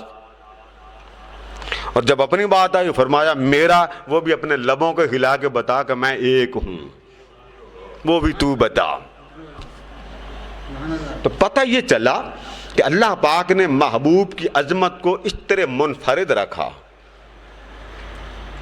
قرآن مجید امام جلال الدین سیوطی فرماتے ہیں کہ بعض آیات زمینی ہیں، زمین میں اتری، کوئی بستر پر اتری ہے، کوئی حضر میں اتری ہے، کوئی سفر میں اتری۔ وہ فرماتے ہیں ایک مقام ایسا آ جاتا ہے جہاں جبریل بھی پیچھے رہ جاتا، واسطہ جو بظاہر جبریل کا بنا، مگر ایک مقام ایسا آ جاتا ہے جہاں صرف یا خدا تھا یا مصطفیٰ تھا۔ اور وہ کون سی آیت؟ ثم دنا فتدلی، فرما سونا تو میرے نزدیک ہو جا، میں تیرے نزدیک ہو جاؤں۔ اس لیے یہ بات یاد رکھنے والی کہ حضور اکرم صلی اللہ علیہ وسلم مخلوق ہیں، محبوب ہیں۔ قرآن پڑھ لیں۔ اب میں آپ کو پتہ کی بات پوچھتا ہوں، خانہ کعبہ کس کا گھر ہے؟ اللہ کا۔ اس پر تو کوئی بھی مسلک والا نہیں بولے گا۔ عثمان صاحب، خانہ کعبہ کس کا گھر ہے جی؟ اللہ کا۔ ہم کس کی عبادت کرتے ہیں؟ اللہ۔ اب آپ کعبے کے سامنے کھڑے ہو کر کہہ رہے ہیں یہ اللہ کا گھر ہے، ٹھیک ہے؟ آپ کو اجازت ہی نہیں ہے کہ ماں کی قسم کھائیں، باپ کی قسم کھائیں، اہل و عیال کی قسم کھائیں، اجازت ہی نہیں۔ اب آپ لنگر تیار کریں، بسم اللہ، کلوز کر رہے ہیں ہم۔ جب آپ کو اجازت ہی نہیں تو اللہ پاک نے محبوب سے فرمایا سونیا لا اقسم بہذا البلد، شہر مکہ ہے سامنے، اور اللہ پاک نے بمانگے دو حل ڈنکے کی چوٹ پہ فرمایا سونیا اس شہر مکہ کی مجھے قسم۔ اب میں آپ سے پوچھتا ہوں، لوگ بعد میں نے خود سنا، لوگ کہتے ہیں کہ کعبہ افضل ہے، لوگ کہتے ہیں کعبہ افضل، لیکن قسم بتا رہی ہے کہ بات اس میں نہیں ہے۔ اللہ نے یہ نہیں فرمایا اس کعبہ کی قسم۔ بھائی بیت اللہ ہے نا، مکہ اور بیت اللہ میں فرق ہے۔ مکہ شہر ہے، خانے کعبے کو مکہ نہیں کہتے، یہ یاد رکھیں، اس کے نام ہے کہ ان اول بیت وضع للناس للذی ببکہ مبارکہ، بکہ بھی اس کا نام، اس پر بیت اللہ، اصل لفظ بیت اللہ۔ اردو میں آپ خانہ کعبہ کہتے ہیں، کعبہ کہتے ہیں اونچی جگہ کو۔ آپ جب لفظ بولتے ہیں نا کعبین، تخنے، اونچی جگہ کو کہتے ہیں۔ اب دیکھنے کی بات یہ فرمایا لا اقسم بہذا البلد، سونیا اس شہر مکہ کی قسم۔ اس آیت کو لے کر لوگ یہ سمجھتے ہیں کہ خانہ کعبہ ہر شے سے افضل ہے۔ یہ بات ذہن نشین کر لیں، خانہ کعبہ ہر شے سے افضل، مبارک ہے، برکت والا، اللہ کا گھر ہے، مگر یہ کہنا کہ حضور سے بھی افضل نہیں۔ اس کی فضیلت ہے، یہ بات ذہن میں رکھیں، کعبہ کی فضیلت ہے۔ اب ذرا گنے کعبہ میں کیا کیا۔ کعبہ میں حجر اسود ہے، جنت سے آیا، اور جنت کا یہ وہ پتھر ہے کہ اس کی جتنی دور تک روشنی جاتی تھی، جتنی دور تک، اتنی دور تک آج حرم کہلاتا ہے، اور وہاں پر فرشتے کھڑے رہتے تھے، اور آج اس مقام کے اندر باہر سے آنے والا احرام پہنے بغیر اندر داخل نہیں ہو سکتا۔ اور جتنی ایریے میں نور پھیلا، اتنے ایریے کو آج مکہ کا ضلع بنا دیا۔ اب ضلع کے لفظ کے کئی معنی ہوتے ہیں، میں اس لیے احتیاطاً کہہ رہا ہوں، بعد میں میرا گریبان نہ پکڑ لینا۔ حجر اسود کے بارے میں آتا ہے کہ اگر کوئی شخص اس کو چوم لے تو جس طرح بندے کے اندر سے ریز نکل جاتے ہیں، اس طرح کعبہ کا جو پتھر ہے حجر اسود چوم لینے والے کے سب گناہوں کو چوس لیتا. حجر اسود. پھر خانہ کعبہ کے 4 حصے اور کسی میں فرشتے رہتے ہیں. 70,000 فرشتے ایک جگہ پہ رہتے ہیں. حجر اسود کے ارد گرد یعنی حجر اسود سے لے کے مقام حتیم تک کئی نبی دفن ہیں. بعض روایات میں آتا ہے 1,000 نبی صحن کعبہ میں دفن ہیں. کتنے؟ 1,000. بعد میں آتا ہے 360 انبیاء دفن ہیں.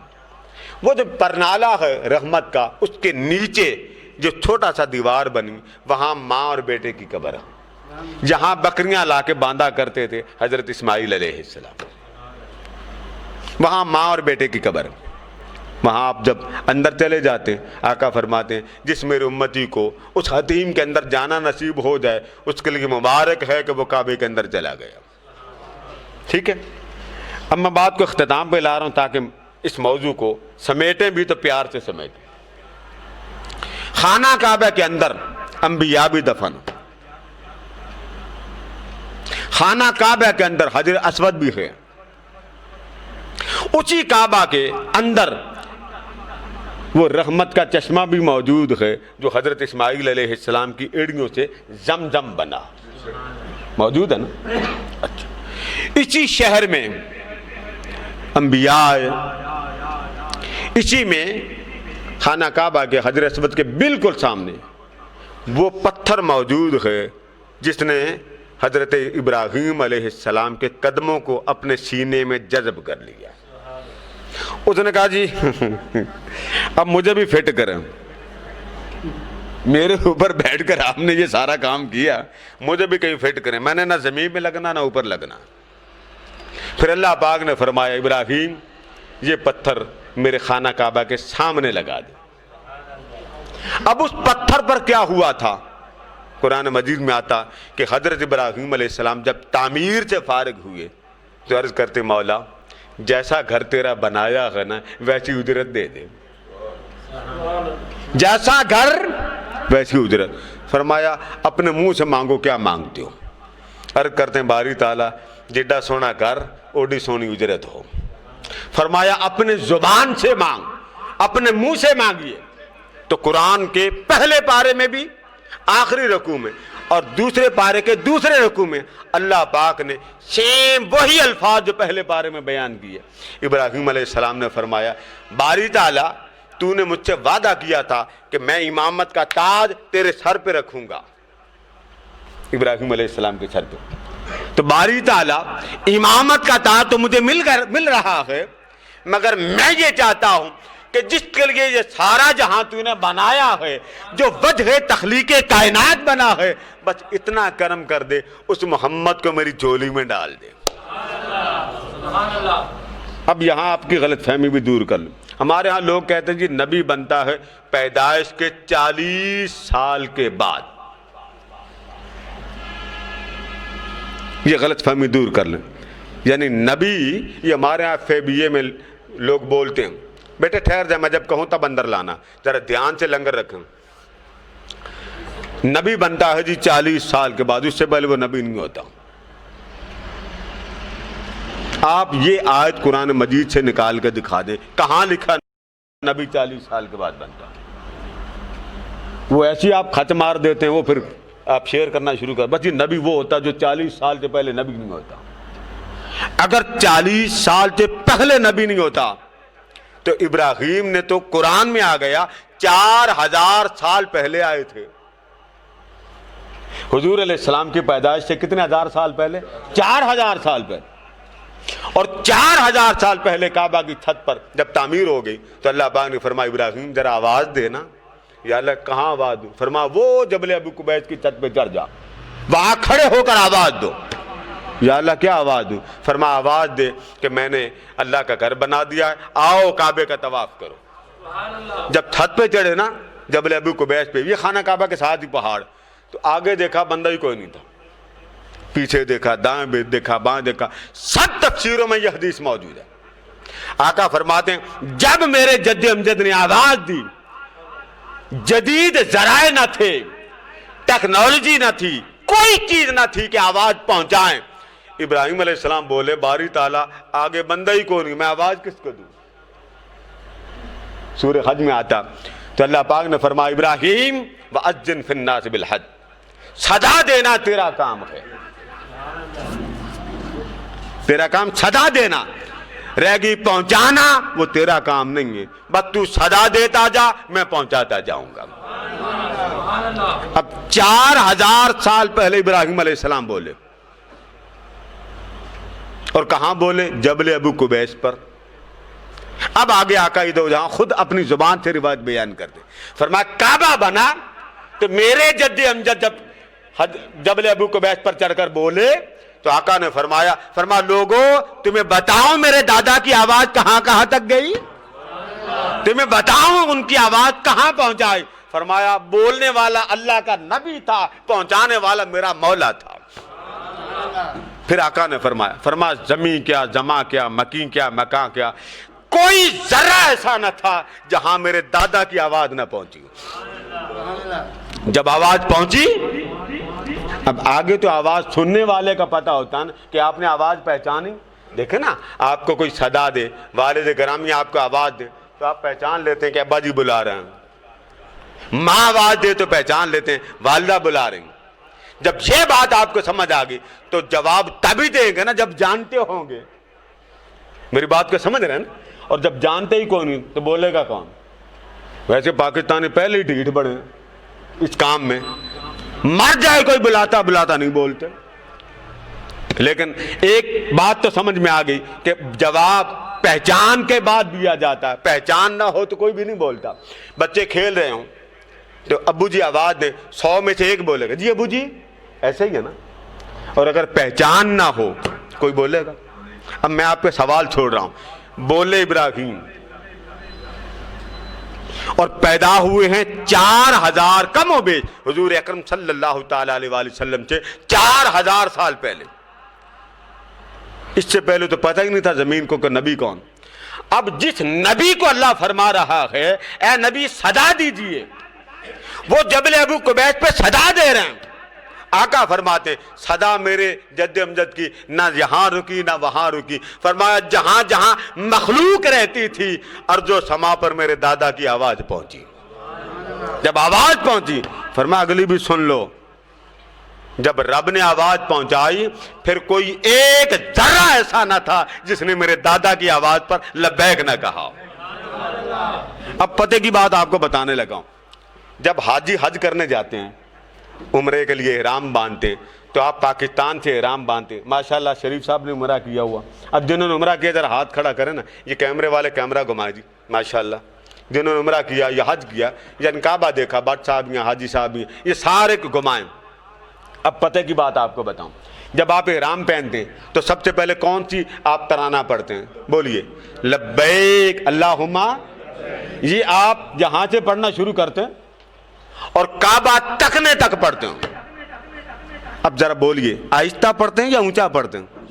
آپ کو ساتھ والے بھی کہتے ہیں ذرا اونچا اونچا بھائی اونچا، پھر آپ سارے لبیک اللہ، ایک عجیب ترانے کا سما ہوتا ہے، پھر مست ہو جاتے ہیں۔ جب تک جدے پہ نہ اترے آپ کی جھجک نہیں جاتی کیونکہ وہ عربی ہیں، اور جب وہاں چلے جاتے ہیں تو چھالے مار کے کہتے ہیں لبیک اللہم۔ اب آپ کو معلوم ہے یہ ترانہ کس نے سب سے پہلے پڑھا؟ آقا فرماتے، فرمایا میں سناتا ہوں یہ ترانہ کس نے پڑھا۔ فرمایا جب جد امجد نے کہا تھا نا آ جاؤ اللہ کا گھر بن چکا، حج کے لیے آؤ، عمرے کے لیے آؤ، قرآن کہتا اے ابراہیم تو ذرا صدا دے کے دیکھ، ایک ایک ذرہ تیری پکار پر جواب نہ دے تو مجھے کہہ دینا۔ آپ نے صدا دی۔ آقا فرماتے کہ جہاں جہاں جد امجد کی آواز اللہ نے پہنچائی، فرمایا یہاں تک کہ جس نسل سے آگے نسل ہونی تھی، پھر آگے آگے نسل ہونی تھی، پھر آگے آگے، فرمایا قیامت تک جس جس نے ماں کے پیٹ سے پیدا ہونا تھا وہ بچہ بھی بولا لبیک اللہم لبیک۔ اب یہاں ایک عقل کی بات کہنا چاہتا ہوں، اجازت ہے آپ کی؟ شیخ عدیل صاحب اور مشتاق فروٹ والے صاحب اجازت ہے؟ ذرا عقل کو استعمال کیجئے۔ یہ جو لبیک کی صدا آ رہی ہے وہ موجود ہیں سامنے جی؟ تو یہ آواز کدھر سے آ رہی ہے؟ یہ بات ذرا غور سے بھائی بولتا بندہ تب ہے جب بندے کا جسم ہو، روح ہو، پھر روح جسم کے اندر ہو، پھر پیدا ہوں، پھر ہوش کریں، پھر کسی کی صحبت میں بیٹھیں، پھر جانے کے ابراہیم اس کو کہتے ہیں۔ پیدا بھی کوئی نہیں ہوئے، نہ روح بنی، نہ تن بنا، نہ من بنا، اور کائنات آقا فرما ساری کائنات بولی لبیک اللہم۔ اب میرا سوال یہ کہ یہ بولے کہاں سے؟ لوگ کہتے ہیں مرنے والا سنتا کو نہیں، جانتا کو نہیں، پہچانتا کو نہیں، وہ بول ہی نہیں سکتا۔ میرا سوال ہے، قرآن کہتا ہے کہ ہم نے تب تمہیں بلایا تھا جب تم پیدا بھی نہیں ہوئے تھے۔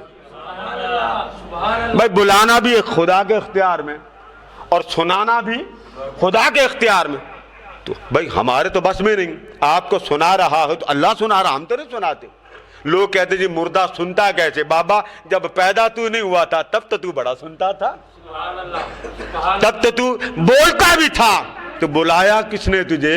سنایا کس نے؟ جواب کیا ہوگا؟ بول گئے نا، اللہ نے۔ جب اللہ نے سنایا تو اللہ نے بلایا، تو بابا جب تیرا تن نہ بنا تھا تب تو سن بھی لیتا تھا، سنا بھی دیتا تھا۔ اب تیرے جسم سے تھوڑی دیر کے لیے تیری روح کا سل نکالنا، اور جب تو قبر میں چلا جائے گا سل تیرے اندر ڈال دیا جائے گا۔ سل ڈالے گا تو مصطفیٰ کو پہچان لے گا کہ حضور میرے سامنے۔ تو بات چلی تھی قسم سے، فرمایا لا اقسم بہذا البلد، مجھے شہر مکہ کی قسم۔ تو باری تعالیٰ مکہ میں حجر اسود بھی ہے، مکہ میں زمزم بھی ہے، مکہ میں مقام ابراہیم بھی ہے، مکہ میں بڑے بڑے انبیاء بھی دفن ہیں، کسی ایک کا تو نام لے تو کس نام سے قسم کھاتا؟ تو قرآن نے کیا کہہ دیا؟ فیصلہ فرمایا تم کر لو کہ مکہ کی قسم کھائی ہے کہ محبوب مجھے اس شہر مکہ کی قسم، مجھے شہر مکہ کی قسم۔ باری تعالیٰ کس کی قسم؟ فرمایا وَأَنْتَ خِلٌّ بِهَذَا الْبَلَدِ، گلیوں میں تو پھرتا ہے، تیرے ہوتے کسی اور کی قسم کیوں کھاؤں؟ محبوب جب چلتا محبوب ہے، ہوائیں فضائیں میرے محبوب کے رخسار کے بوسے لیتی ہیں، پھر کسی اور کی قسم کیوں کھاؤں؟ اب بتائیں مکہ کس طرح افضل ہے؟ اس نے تو نام لے کے بتا دیا کہ لوگوں مکہ بھی مکہ بنا ہے اس محمد کی نسبتوں کے صدقے میں۔ تو پتہ یہ چلا کہ حضور اکرم صلی اللہ تعالیٰ علیہ وآلہ وسلم کی عظمت کو، شان کو، مقام کو انسان نے بیان کرنا نہیں سمجھا۔ ساری عمر گزر جاتی، اس نے اپنی شان کو فرما دیا محمود میری شان، محمود میری شان۔ فرمایا سونیا جب تو میرے پاس آئے گا نا، براق پر تو سوار ہوگا، سبز جبہ تو نے پہنا ہوگا، ہر نبی ہر رسول فرش پر کرسی پر بیٹھے گا، ہر نبی ہر رسول فرش پر بیٹھے گا، کرسی پر بیٹھے گا، نور کے منبر پر بیٹھے گا۔ بس سونا ایک تیری شان ایسی ہوگی، ایک تو ایک میں، ہم دونوں عرش پر کرسی پر بیٹھیں گے، وہ فرش پر بیٹھیں گے،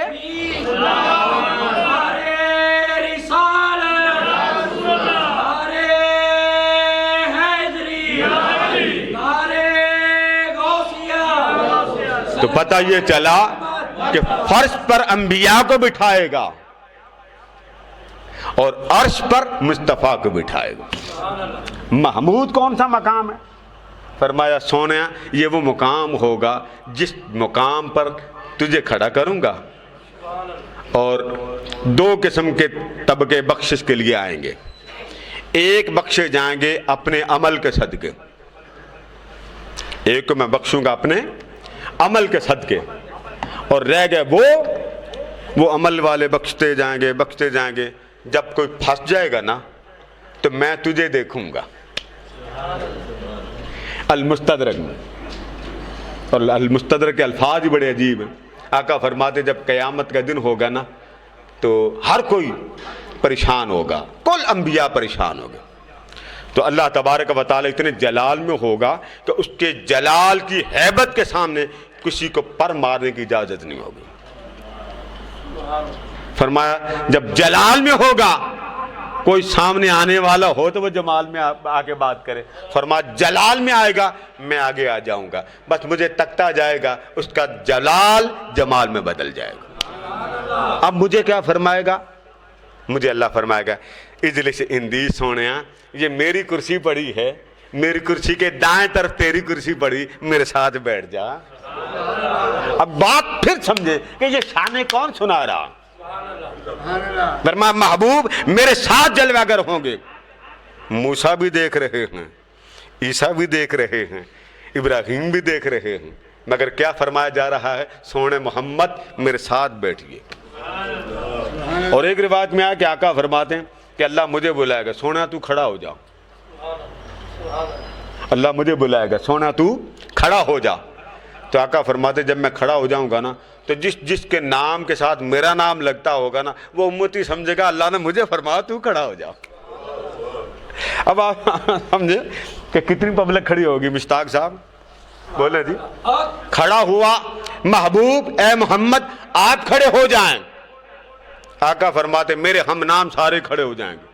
اللہ فرمایا کہ سونا جنت میں چلا جا۔ جب میں دیکھوں گا نا کہ یہ تو بھول کر کھڑے ہوں گے، ان کو تو نہیں اللہ نے کھڑا کیا، اللہ پاک فرمایا کہ سونا یہ بھولے ہیں، میں تو نہیں بھولا نا، کوئی بات نہیں، لے جا اسے اپنے نام کے صدقے میں نے معاف کر دیا۔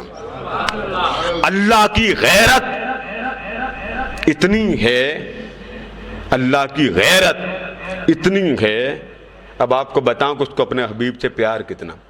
بخاری کے الفاظ آقا فرماتے ہیں جب اللہ جلال میں ہوگا نا تو کسی ایک نبی کی جرأت نہیں ہوگی اللہ سے اپنی امت بخشوا لیں۔ اب میں چاہتا ہوں کہ یہ بات ختم کرتے کرتے اس میسج کو آپ سمجھ جائیں کہ ہمارے مقصد کیا ہے اس میلاد کرنے۔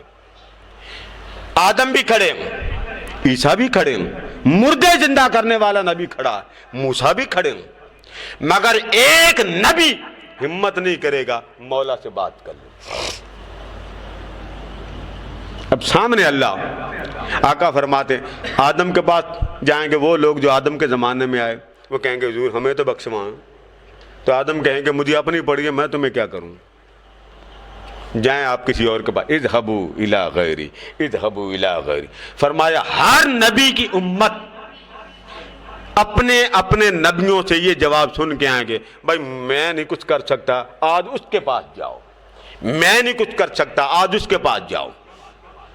فرمایا ہر نبی کا جلوس دوسرے نبی کے امتوں کے ساتھ جڑتا جائے گا، بڑھتا جائے گا، پھر کل انبیاء کے جلوس چلتے چلتے مصطفیٰ کی بارگاہ میں آ جائیں گے۔ آقا فرماتے جب میرے پاس آئیں گے نا، بخاری کے الفاظ، تو آ کے عرض کر کے سونا ہمارے نبی نے تو آج ہمارے کام نہیں کیے، اب آپ سے یہ بات چھوڑ رہا ہوں تو آج آپ ہی بخشوا دیں ہمیں، اور ہمارے نبیوں نے تو ہمیں نہیں بخشوایا، آپ ہی بخشوا دیں۔ آقا فرماتے ہیں میں کسی اور کی طرف ان کو نہیں بھیجوں گا، میں کہوں گا انا لہا انا لہا، میں تو کھڑا اس لیے تھا، کہو گے تو بخشواؤں، بولو تو صحیح، اظہار تو کرو۔ اب یہاں لوگ ڈنڈی مار دیتے، اگر حضور کو پتا تھا تو کہہ دیتے، پوچھا کیوں؟ لوگ بڑے سیانے ہیں، وہ جو حضور کو پتا تھا، آپ بڑے مانتے ہیں حضور کو پتا تھا، تو جب پتا تھا تو پوچھا کیوں؟ بھائی پتا نبی کی بات چھوڑیں، اللہ کو پتا ہے نا کہ یہ سارے حضور کے پاس آئیں گے، بولے نا پتا تھا نا، تو پھر سارا یہ میلہ کیوں لگایا؟ ایک نبی کو پوچھ رہا ہے، پھر دوسرے نبی کو پوچھ رہا، پھر تیسرے نبی کو بات صاحب کھاتا مکاتے ہوئے کہا جاؤ میرے محمد کے پاس، حضور بول رہے ہیں تو بولنے سے پہلے ہی بخش دیتا، بخشوایا کیوں؟ وجہ تھی، وجہ بتانا چاہتا تھا کہ لوگوں اتنا بتا دوں یہ وہ محمد کہ جس کی بات کا میں نہ نہیں کیا کرتا، یہ کہہ دے تم خواہ جہنمی ہی کیوں نہ ہو جاؤ میں تمہارے کہے ہوئے گناہوں کو بھی معاف کر دیتا ہوں، اور احسان بتا دیا تمہارے عمل کا کوئی کمال نہیں، کہیں یہ نہ سمجھنا میں فلاں نبی کا امتی ہوں۔ اب ذرا سوچیں آدم کے ماننے والے، عیسیٰ کے ماننے والے، موسیٰ کے ماننے والے بخشش کس دروازے پہ جا کے مانگ رہے ہیں؟ سوچنے کی بات ہے۔ آج لوگ باتیں کرتے حضور کو یہ پتا تھا، بابا حضور علیہ السلام کی ولادت روح مبارکہ جب تخلیق ہوئی سورہ آل عمران پڑھیے، اگر بھول جاؤ تو عمران خان یاد کر لیں، 80 نمبر آیت، اللہ پاک نے ارواح کی تخلیق کرتے ہوئے جو پہلی بات اللہ پاک نے فرمائی وہ انبیاء کو بلا کے فرمائی، سب نبی بیٹھ گئے، اب آپ دیکھتے ہیں نا عیسائی آئے، عیسائی، آپ عیسائی کو جب مسلمان کرتے ہیں تو کون سا کلمہ پڑھتے ہیں؟ ذرا اونچا پڑھیے، لا الہ الا اللہ. آگے پڑھیں محمد. اب میں کلمے پڑھتا ہوں تو آپ ذرا جواب دیتے جائیے. تو آپ بولیں گے یہ کلمہ کس کا؟ لا الہ الا اللہ آدم صفی اللہ. یہ کس کا ہے جی؟ حضرت آدم کا. اب یہ کلمہ نہیں چلے گا. اب اگلا کلمہ لا الہ الا اللہ ابراہیم خلیل اللہ. اب یہ کلمہ نہیں چلتا. اس کو کلمہ پڑھانے کے لیے نا آپ کلمہ پڑھا کے مسلمان کرنا چاہتے. آگے پڑھیے لا الہ الا اللہ عیسیٰ روح اللہ. یہ کلمہ نہیں چلے گا. لا الہ الا اللہ موسیٰ کلیم اللہ. کتنے کلمے ہو گئے؟ آدم کا کلمہ، ابراہیم علیہ السلام کا کلمہ، موسیٰ کا کلمہ، عیسیٰ کا کلمہ. کوئی پڑھے، کسی کو پڑھائے اور کہہ جی آپ مسلمان ہو گئے جی، بول گئے نا عثمان صاحب، آپ کیا کہیں گے؟ خدا دے بن گیا حضور علیہ السلام کا کلمہ پڑھا. اچھا اب یہ بات تو آپ کو بڑی سمجھ آ جاتی کہ جی حضور کا کلمہ پڑھے تو وہ مسلمان ہوتا. اللہ پاک نے انبیاء کو بٹھایا. آیت میں پڑھ دیتا ہوں وَإِذْ أَخَذَ اللَّهُ مِيثَاقَ النَّبِيِّينَ. فرما سونا یاد کر تیری خاطر محفل سجائی تھی. پھر انبیاء کو بلایا میثاق النبیین. ابھی نبیوں کے روح بنی ہے، تن نہیں بنا. تو پتا چلا نبی تب سے نبی ہوتا جب تن نبی بنا ہو. نبی کا جوہر نبی ہی ہوتا. یہ قرآن کا فیصلہ، یہ مولویوں کا فیصلہ نہیں. پھر آگے کیا فرمایا؟ میثاق النبیین. سونا تیری محفل ہو تو عام بندے میں کیوں بلاؤں؟ فرما جس طرح تیری شان ہے اس شان کے میں نے سامعین بلائے، حاضرین بلائے. جب سارے حاضرین و سامعین انبیاء ہوئے تو سنایا کس نے؟ ابراہیم کو فرمایا بیٹھ جا، آدم کو فرمایا بیٹھ جا، موسیٰ کو فرمایا بیٹھ جا، عیسیٰ کو فرمایا میں مثال دے رہا ہوں بیٹھ جا. بیٹھ گئے. اب ذرا سوچئے آدم سے لے کے حضرت عیسیٰ تک ہر نبی دربار الہی میں حاضر ہے، ہر رسول دربار الہی میں حاضر ہے. جب سارے حاضر تھے تو سوال یہ ہے کہ یہاں تقریر کون کرے گا؟ اللہ نے فرمایا وَإِذْ أَخَذَ اللَّهُ. سونا ساری تقریر تیرا خدا کرے گا. خطیب اول خود بنا، اس محفل کا مقرر اول رب ذوالجلال بنا.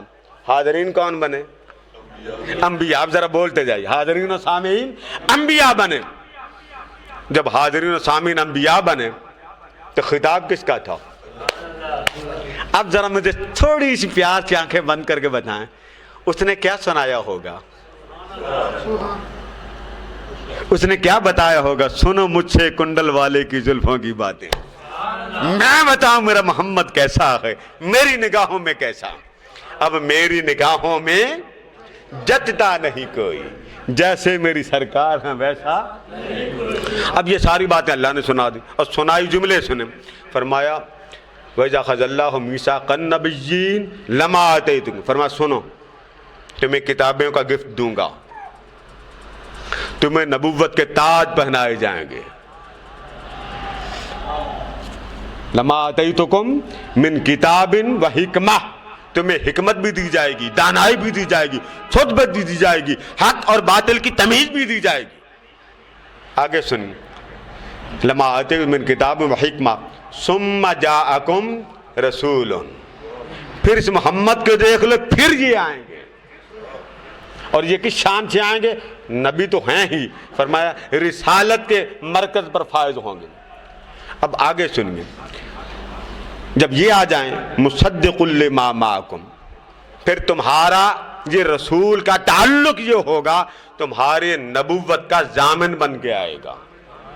ضمانت چاہیے تھی نا نبیوں کی. فرمایا کسی کی ضمانت کی ضرورت نہیں، میں تو خود تمہاری نبوت کی ضمانت دیتا ہوں. یا اللہ ضامن کون ہے؟ فرمایا ضامن پوچھتے ہو، میرا محمد تمہاری نبوت کا ضامن ہے. کوئی دنیا کے بندے کی ضمانت تمہارے لیے نہیں چاہیے. جس شان کی تمہیں نبوت کا تاج دے رہا ہوں اس شان کا تمہیں ضامن بھی دے رہا ہوں. ختم ہوگی بات. آگے چلیں. پھر آگے کیا فرمایا؟ آگے آپ مسلمان جب کرتے ہیں تو آپ کیا کہتے ہیں؟ بھئی کلمہ پڑھ ایمان لا، یہی کہتے ہیں نا. اب ذرا میرا ساتھ دیتے جانا، بات آیت کے ختم ہونے کے ساتھ ختم ہو جائے گی. جب آپ کہتے ہیں جی اب کلمہ یہ پڑھو تو ایمان لے آؤ گے، وہ کلمہ پڑھتا لا الہ الا اللہ آدم صفی اللہ، منظور ہے؟ بولیے نا شہزاد صاحب، لا الہ الا اللہ عیسیٰ روح اللہ، ہو گیا مسلمان جی؟ لا الہ الا اللہ موسیٰ کلیم اللہ، لا الہ الا اللہ آدم خلیل اللہ، ابراہیم خلیل اللہ، کلمے کا آپ کیا کہیں گے؟ کیا کون سا کلمہ پڑھ؟ لا الہ الا اللہ، آگے اونچا پڑھیے محمد، باقی کلمے، تو تب اس کو آپ کیا کہتے ہیں؟ اب تو بھائی ایمان لے، اب تو مومن ہوگا۔ اب ذرا اس آیت کو پڑھیے، آپ کسی کو کلمہ پڑھا کر کہتے ہیں نا مومن ہو گیا، جب تک کلمہ نہ پڑھے اسے آپ مومن ہونے کا سرٹیفکیٹ نہیں دیتے، آپ کہتے ہیں پڑھ کلمہ مومن ہو، جب تک کلمہ نہ پڑھے آپ اس کو مومن کا ٹائٹل نہیں دیتے۔ اب ذرا اس آیت کو پڑھو، لَتُؤْمِنُنَّ بِهِ، اے گروہ انبیاء، اے آدم، اے عیسیٰ، اے موسیٰ، اے ہارون، اے نوح، کلمہ پڑھو اس نبی کا، ایمان لاؤ اس پر۔ اب بتائیے کلمہ کون سا چلا تھا؟ آدم کا، وہ بھی بیٹھے ہیں، عیسیٰ کا، وہ بھی بیٹھے ہیں، موسیٰ کا، وہ بھی بیٹھے ہیں۔ اللہ فرما رہا ہے ایمان لاؤ اس محمد پر، تو ذرا ایمان سے بولیے آدم نے کون سا کلمہ پڑھا ہوگا؟ اونچا بولے نا، محمدر، آج ابراہیم بھی کہہ رہے ہیں محمدر، عیسیٰ بھی پڑھ رہے ہیں محمدر، موسیٰ بھی کہنا پڑا محمدر، آپ کہتے ہیں 40 سال کے بعد نبی؟ رب نے تو کلمے پڑھا کے بابا نبیوں کو امت مصطفیٰ بنایا، پھر امت کی طرف ان کو بھیجا۔ رب نے تو وہاں محفل کی جہاں تک کوئی پہنچ ہی نہ سکے۔ تو یہ ساری ایمان کی باتیں ختم کہاں ہوتی؟ بخاری کی بات پر۔ کیا کہا فرماتے جب میرے پاس آئیں گے نا تو فرمایا سونیا تیرا کلمہ بھی میں نے ہی پڑھایا تھا جب کائنات نہیں بنی تھی، اور جہاں میدان محشر میں تیری محبت کا ڈنکا بھی میں نے بجایا۔ پتا تو چلے نا کہ یہ ہر نبی کے امت بن کے آئے، ان کے اعمال کا کمال نہیں، یہ سارا کمال آمنہ کے لال کا۔ آقا فرماتے وہ ساری امتیں، وہ ہر نبی کی امت، یہ بات سوچ لیں۔ اب یہ 3 پوائنٹ، یہ ایک ہی حدیث پہ بات ختم ہو رہی، ساری امت، ہر نبی کی امت میری شفاعت کے صدقے جنت میں جائے گی۔ اب آپ کو وہم دور ہو گیا نا، آدم کا امتی بھی جنتی اور حضرت عیسیٰ کے بھی، وہ جو کلمہ پڑھ گئے، اب کے نہیں وہ۔ اب آپ کو اگلی بات بتاؤں، آقا فرماتے ہیں جب میں اتنا کرم دیکھوں گا نا کہ آج مولا بڑے جمال میں، فرماتے جب میں دیکھوں گا نا آج رب بڑے میرے لاڑ دیکھ رہا، فرماتے ہیں میں اسی وقت زمین پہ اپنی پیشانی رکھ دوں۔ اب جملے سنیے، ارفع رأسک یا محمد صلی اللہ علیہ وسلم۔ یہاں ایک شاہ صاحب ہیں، مجھے ان کا جملہ بڑا پسند آیا، ترجمہ یہی ہے، ترجمہ یہ سونیا سر تو اٹھا، جملہ سنیے، ارفع رأسک یا محمد صلی اللہ علیہ وسلم، اے حبیب اپنا سر تو اٹھا، اور عاشق لوگ ترجمہ کرتے ہیں ارفع رأسک یا محمد، سونیا مکھڑا تو اٹھا۔ اب حضور سجدے میں جبریل کو نہیں فرمایا تو اٹھا نا، فرشتوں میں سے کسی کو اٹھایا نہیں، جاؤ میرے محمد سے کہو سر تو اٹھا، نہیں، میدان کارزار لگ چکا، محشر کا میدان بپا ہے، صدا کون دے رہا ہے؟ فرما سونے اب تجھ سے پیار کی میں نے باتیں نہیں کرنی اور کس نے کرنی؟ فرما ارفع رأسک یا محمد، سونے مکھڑا تو اٹھا۔ شاہ صاحب جو ترجمہ کرتے ہیں مجھے پسند آیا، وہ کہتے ہیں سونے مکھڑا تا وکھا، وہ تو اور بڑا محبت سے بیان کرتے ہیں۔ حدیث کے الفاظ ہیں کہ اللہ پاک فرمایا کہ ارفع رأسک یا محمد صلی اللہ علیہ وسلم، سونا مکھڑا تو اٹھا۔ اب اگر جملہ سن فرما سل، سونا مانگتے صحیح، کیا کہا جائے گا؟ مانگتے صحیح، سل تعطا، سونا تم مانگتے صحیح دیا جائے گا، بولتے صحیح۔ آگے فرما شفاعت چاہتا تو کر کے تو دیکھ ذرا، لب تو ہلا، تو لب ہلا تو شفا، جو جو کہتا چلا جائے گا وہی میں کرتا چلا جاؤں گا۔ یہ باتیں کہاں سے آئیں؟ مسلم شریف اٹھائیے، آقا براق پر بیٹھنے لگے تو چہرے انور پر غم کے آثار طاری ہو گئے۔ مسلم شریف، اللہ نے فرمایا جبریل، جی مولا، محبوب کے چہرے پہ آثار غم کیوں آئے؟ پتہ نہیں مولا، پوچھو میرے محمد سے۔ اب یہاں پھر وہی بات آ گئی، اللہ کو پتا ہے کہ نہیں حضور پریشان ہو؟ بول گئے نا اب صاحب، پتا ہے نا، تو بھیجا کیوں؟ بتانے کے لیے کہ کتنا لاڈ ہے میرے محبوب کا مجھے، کہ میں ہر بات میں محبوب کی بات آگے رکھتا ہوں۔ جبریل آئے، آقا کیا بات ہے، پریشان ہے؟ فرمایا امتی امتی، مجھے امت کا غم کھائے جا رہا۔ عرض کیا باری تعالیٰ، محبوب فرماتے میری امت کا غم؟ فرمایا انا سنردیک فی امتک۔ فرمایا حبیب، یہ معراج کی بات ہے، اب آپ اندازہ کر لیں، نماز بھی فرض ابھی نہیں ہوئی تھی۔ اللہ نے فرمایا حبیب، اگر تجھے امت کا غم کھائے جا رہا ہے تو پریشان نہ ہو، جیسے کہتا ہے ویسے ہی کر لیں گے۔ اب لفظ سنیے، انا سنردیک فی امتک۔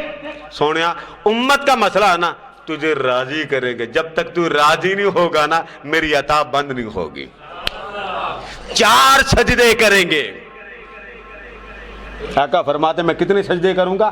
4 سجدے کریں گے۔ آج کا میرا خطاب محترم اشرف صاحب کی بہو کے لیے ہے، شہزاد صاحب کی والدہ کے لیے، ہماری ایک بیٹی وہ رخصت ہوگی رابعہ، اس کے لیے ہے، ایک اور بیٹی کرن، وہ مجھے کل پرسوں پتہ چلا، اس کے لیے، ہماری بہنیں مائیں جو دنیا سے چلی گئیں ان کے والدین کے لیے، جتنے بیٹھے آپ سب کے ماں باپ جو دنیا سے چلے گئے، میں سب کے لیے یہ احسال ثواب آپ کے ملک کر رہا ہوں۔ عثمان صاحب ہیں، ان کے حوالے کر رہا ہوں، بات ختم کر رہا ہوں۔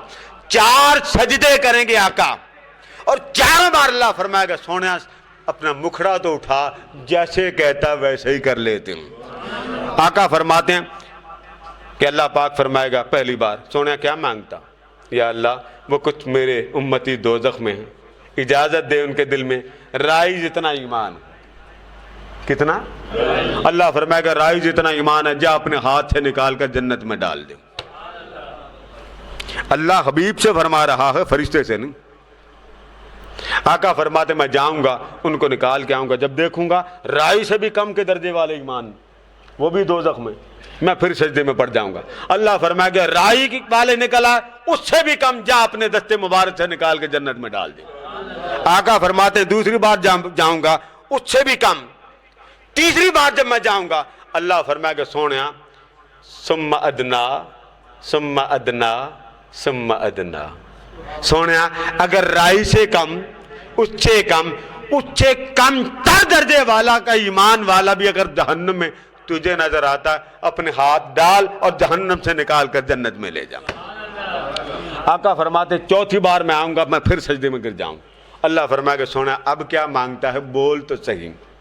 اب جملے سن گے، آقا فرماتے ہیں صرف لا الہ الا اللہ والے رہ گئے ہیں۔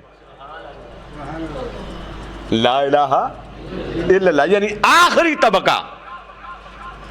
تب اللہ فرماتا وَبِعِزَّتِي وَبِجَلَالِي وَبِكِبْرِيَائِي وَبِعَظْمَتِي۔ سونا مجھے اپنی عزت کی قسم، اپنی کبریائی کی قسم، اپنی عظمت کی قسم، اپنے جلال کی قسم، ہم نے تیرے صدقے ان کو بھی معاف کر دیا۔ اب بات ختم کر رہا ہوں اس میسج پر۔ آدم سے لے کے عیسیٰ تک کس نے بخشوایا سب امتوں کو؟ آقا نے۔ انبیاء سے اللہ نے کلمہ کس نبی کا پڑھوایا؟ آقا کا۔ دنیا میں عزت کرو، حضور کی شان کو بلند کرو، ہر نبی کو فرمایا اپنی امتوں میں میرے محمد کا ذکر کرتے رہنا۔ تو ذکر کے ڈنکے امتوں سے بجائے، اور وہ بھی ذکر مصطفیٰ کا۔ قبر میں جب امتی چلے جائیں گے، اور قبر میں سوال اس وقت تک نہیں ہوگا جب تک آمنہ کا لال آپ کے سامنے نہیں ہوگا، وہاں بھی چرچا حضور کا۔ پیدائش کے بعد بچے کی پیدائش ہوتی چرچا حضور کا، زندہ رہو تو چرچا حضور کا، جنازہ پڑھا جائے تو چرچا حضور کا، ارے بندہ قبر میں چلا جائے تو جمال مصطفیٰ حضور کا، میدان محشر میں چلے جائیں۔ مسند احمد بن حنبل آقا فرماتے ہیں جب اللہ کا کرم اتنا دیکھوں گا نا تو میں جنت کے دروازے پہ جاؤں گا، کوئی جنت کا دروازہ نہیں کھلا ہوگا۔ اب میں جنت میں جا رہا ہوں، جب میں جنت کے دروازے کے پاس جاؤں گا نا تو جنت کی جو وہ زنجیر ہوگی نا اس پر میں دستک دوں گا، جنت کی زنجیر کو دستک دوں گا۔ تو جب دستک دوں گا اندر سے آواز آئے گی کون؟ تو میں اپنا نام لوں گا محمد صلی اللہ علیہ وسلم، بس میرے نام لینے کی دیر ہوگی، سب نبی میرے پیچھے ہوں گے، سب امتیں میرے پیچھے ہوں گی، جنت میں کوئی نہیں جائے گا۔ جب میں نام لوں گا نا تو بس میرے نام لینے کی دیر ہوگی، دروازہ کھل جائے گا، میں قدم رکھوں گا، اچانک آنکھ اٹھا کر دیکھوں گا سامنے مولا میرا استقبال کر رہا ہو۔ یہ سب کچھ حضور کے صدقے، لہذا اتنا آقا دو جہاں کی محبت کو، پیار کو کم کم کم نہ سوچا کریں، کم از کم اتنا ہی حیا کر لیں کہ خدا کا محبوب ہے۔ اور پھر اتنا محبوب کہ بعض روایتوں میں آتا ہے 3 سوال قبر سے ہوں گے میت سے، لیکن پوری بخاری پڑھ لیجئے، پوری بخاری پڑھ لیں، پوری بخاری میں آپ کو 3 سوال نظر نہیں آئیں گے۔ قمر صاحب کتنے سوال ہیں؟ پہلا سوال کیا؟ مر رب ہوگا، تیرا رب کون؟ بخاری میں نہیں ہے۔ ما دین ہوگا، تیرا دین کیا؟ بخاری میں مشتاق صاحب نہیں ہے۔ امام بخاری سے پوچھا گیا کہ قبر میں بخشش کا دار و مدار کس شے پر ہے؟ حضرت امام بخاری فرماتے ہیں ہر جگہ ہر مقام پر مختلف طرق کے ساتھ امام بخاری نے ایک ہی جواب نقل کیا۔ امام بخاری فرماتے ہیں کہ قبر میں بخشش کا دار و مدار مصطفیٰ کو پہچان لینے میں ہے۔ وہ سامنے ہوں گے، سامنے ہوں گے تو منکر نکیر کہیں گے ما کنت تقول فی حق حاضر رجل محمد، ایمان والا مومن ہوگا اسے کہیں گے پریشان ہونے کی ضرورت نہیں، اگر گھبرا جائے ہم سے پوچھ لینا، محمد اس کو کہتے ہیں صلی اللہ علیہ وآلہ۔ اللہ پاک ہماری آج کی محفل کو قبول کرے، اور آج کا ہمارا سما جو کچھ بیان کیا وہ آپ کے دنیا سے جانے والوں کے لیے قبول و منظور فرمائے۔ وما علینا الا البلاغ۔ اب دعا کر لیتے ہوں، کیمرے نے ادھر گھماؤ۔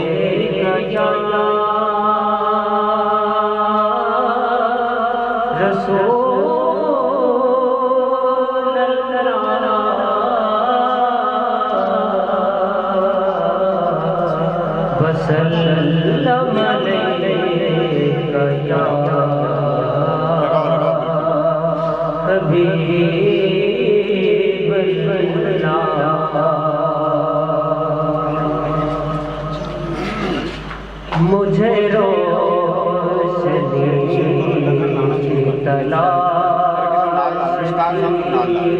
اسی دعا کر لینا بعد میں تیرے جلا گیا، مجھے روشنی کی تلاش تھی، میں درے چلا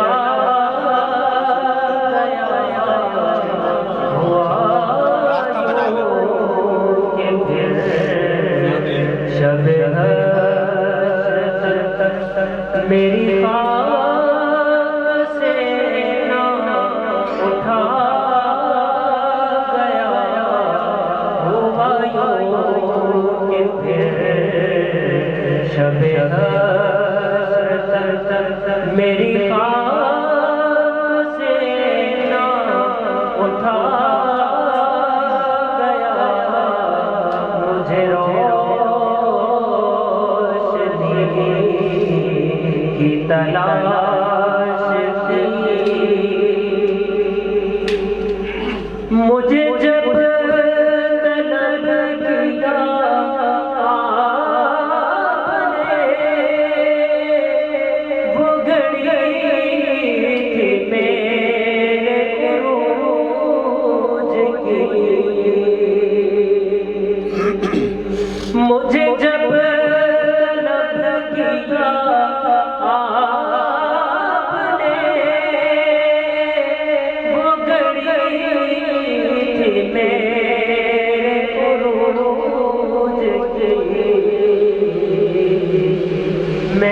کل پڑا سر شاہی میں کل پڑا سر شاہی میرے شوق سے نہ رکا گیا میں نے کل پڑھا سر شاہی میرے شوق سے نہ رکا گیا مجھے روشنی کی تلاش تھی میری سیسیوں کی زبان پر یا درود تھا یا سلام تھا میری سیسیوں کی زبان پر یا درود تھا یا سلام تھا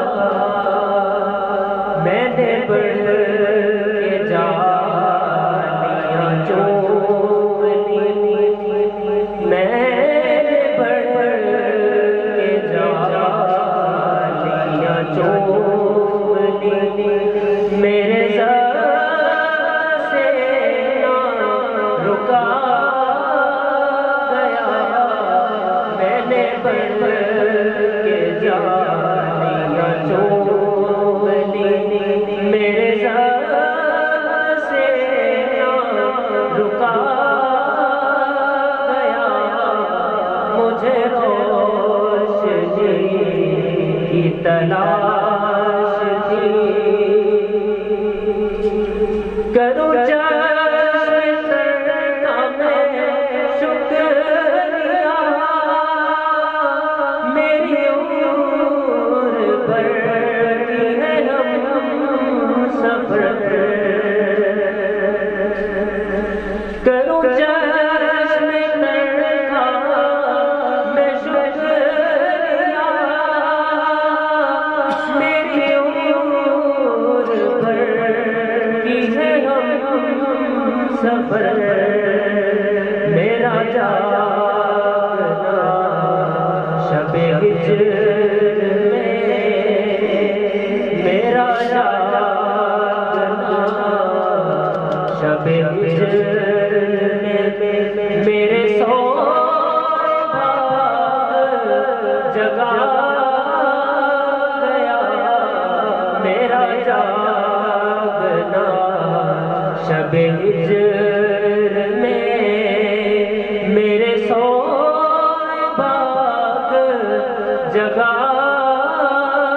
گیا مجھے روشنی کی تلاش تھی میں درے نبی پہ چلا گیا ہوا یوں کہ پھر شب حشر تک میری خاک سے نہ اٹھا گیا مجھے روشنی کی تلاش تھی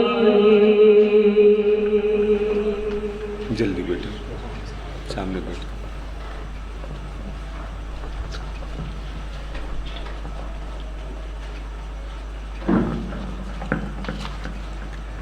صلی اللہ علیہ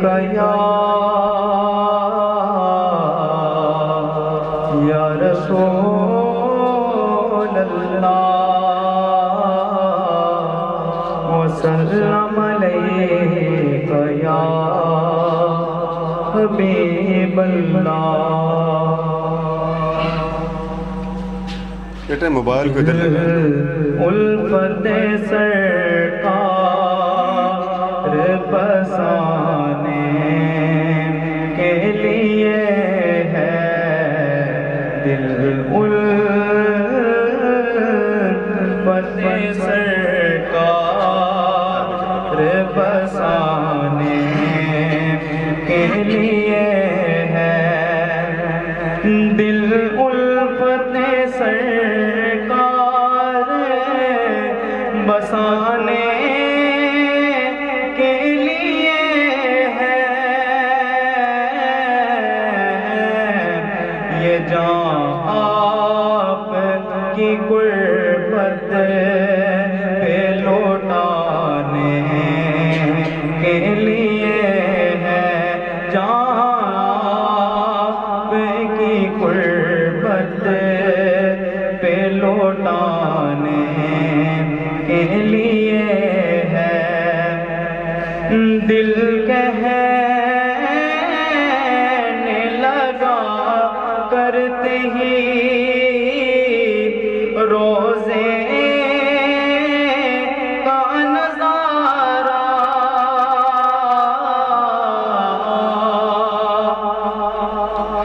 دل کہنے لگا کرتے ہی روزے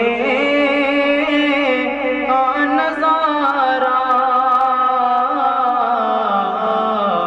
کہ یہ نقش تو آنکھوں میں سجانے کے لیے ہے یہ نقش تو آنکھوں میں سجانے کے لیے ہے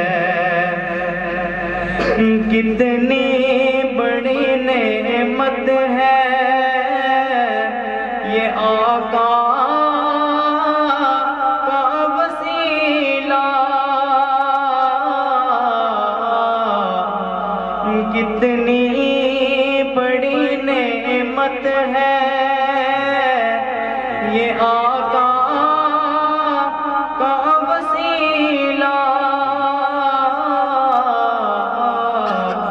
کہ بندوں کو جو مولا سے ملانے کے لیے ہے بندوں کو جو مولا سے ملانے کے لیے ہے دل الفت سر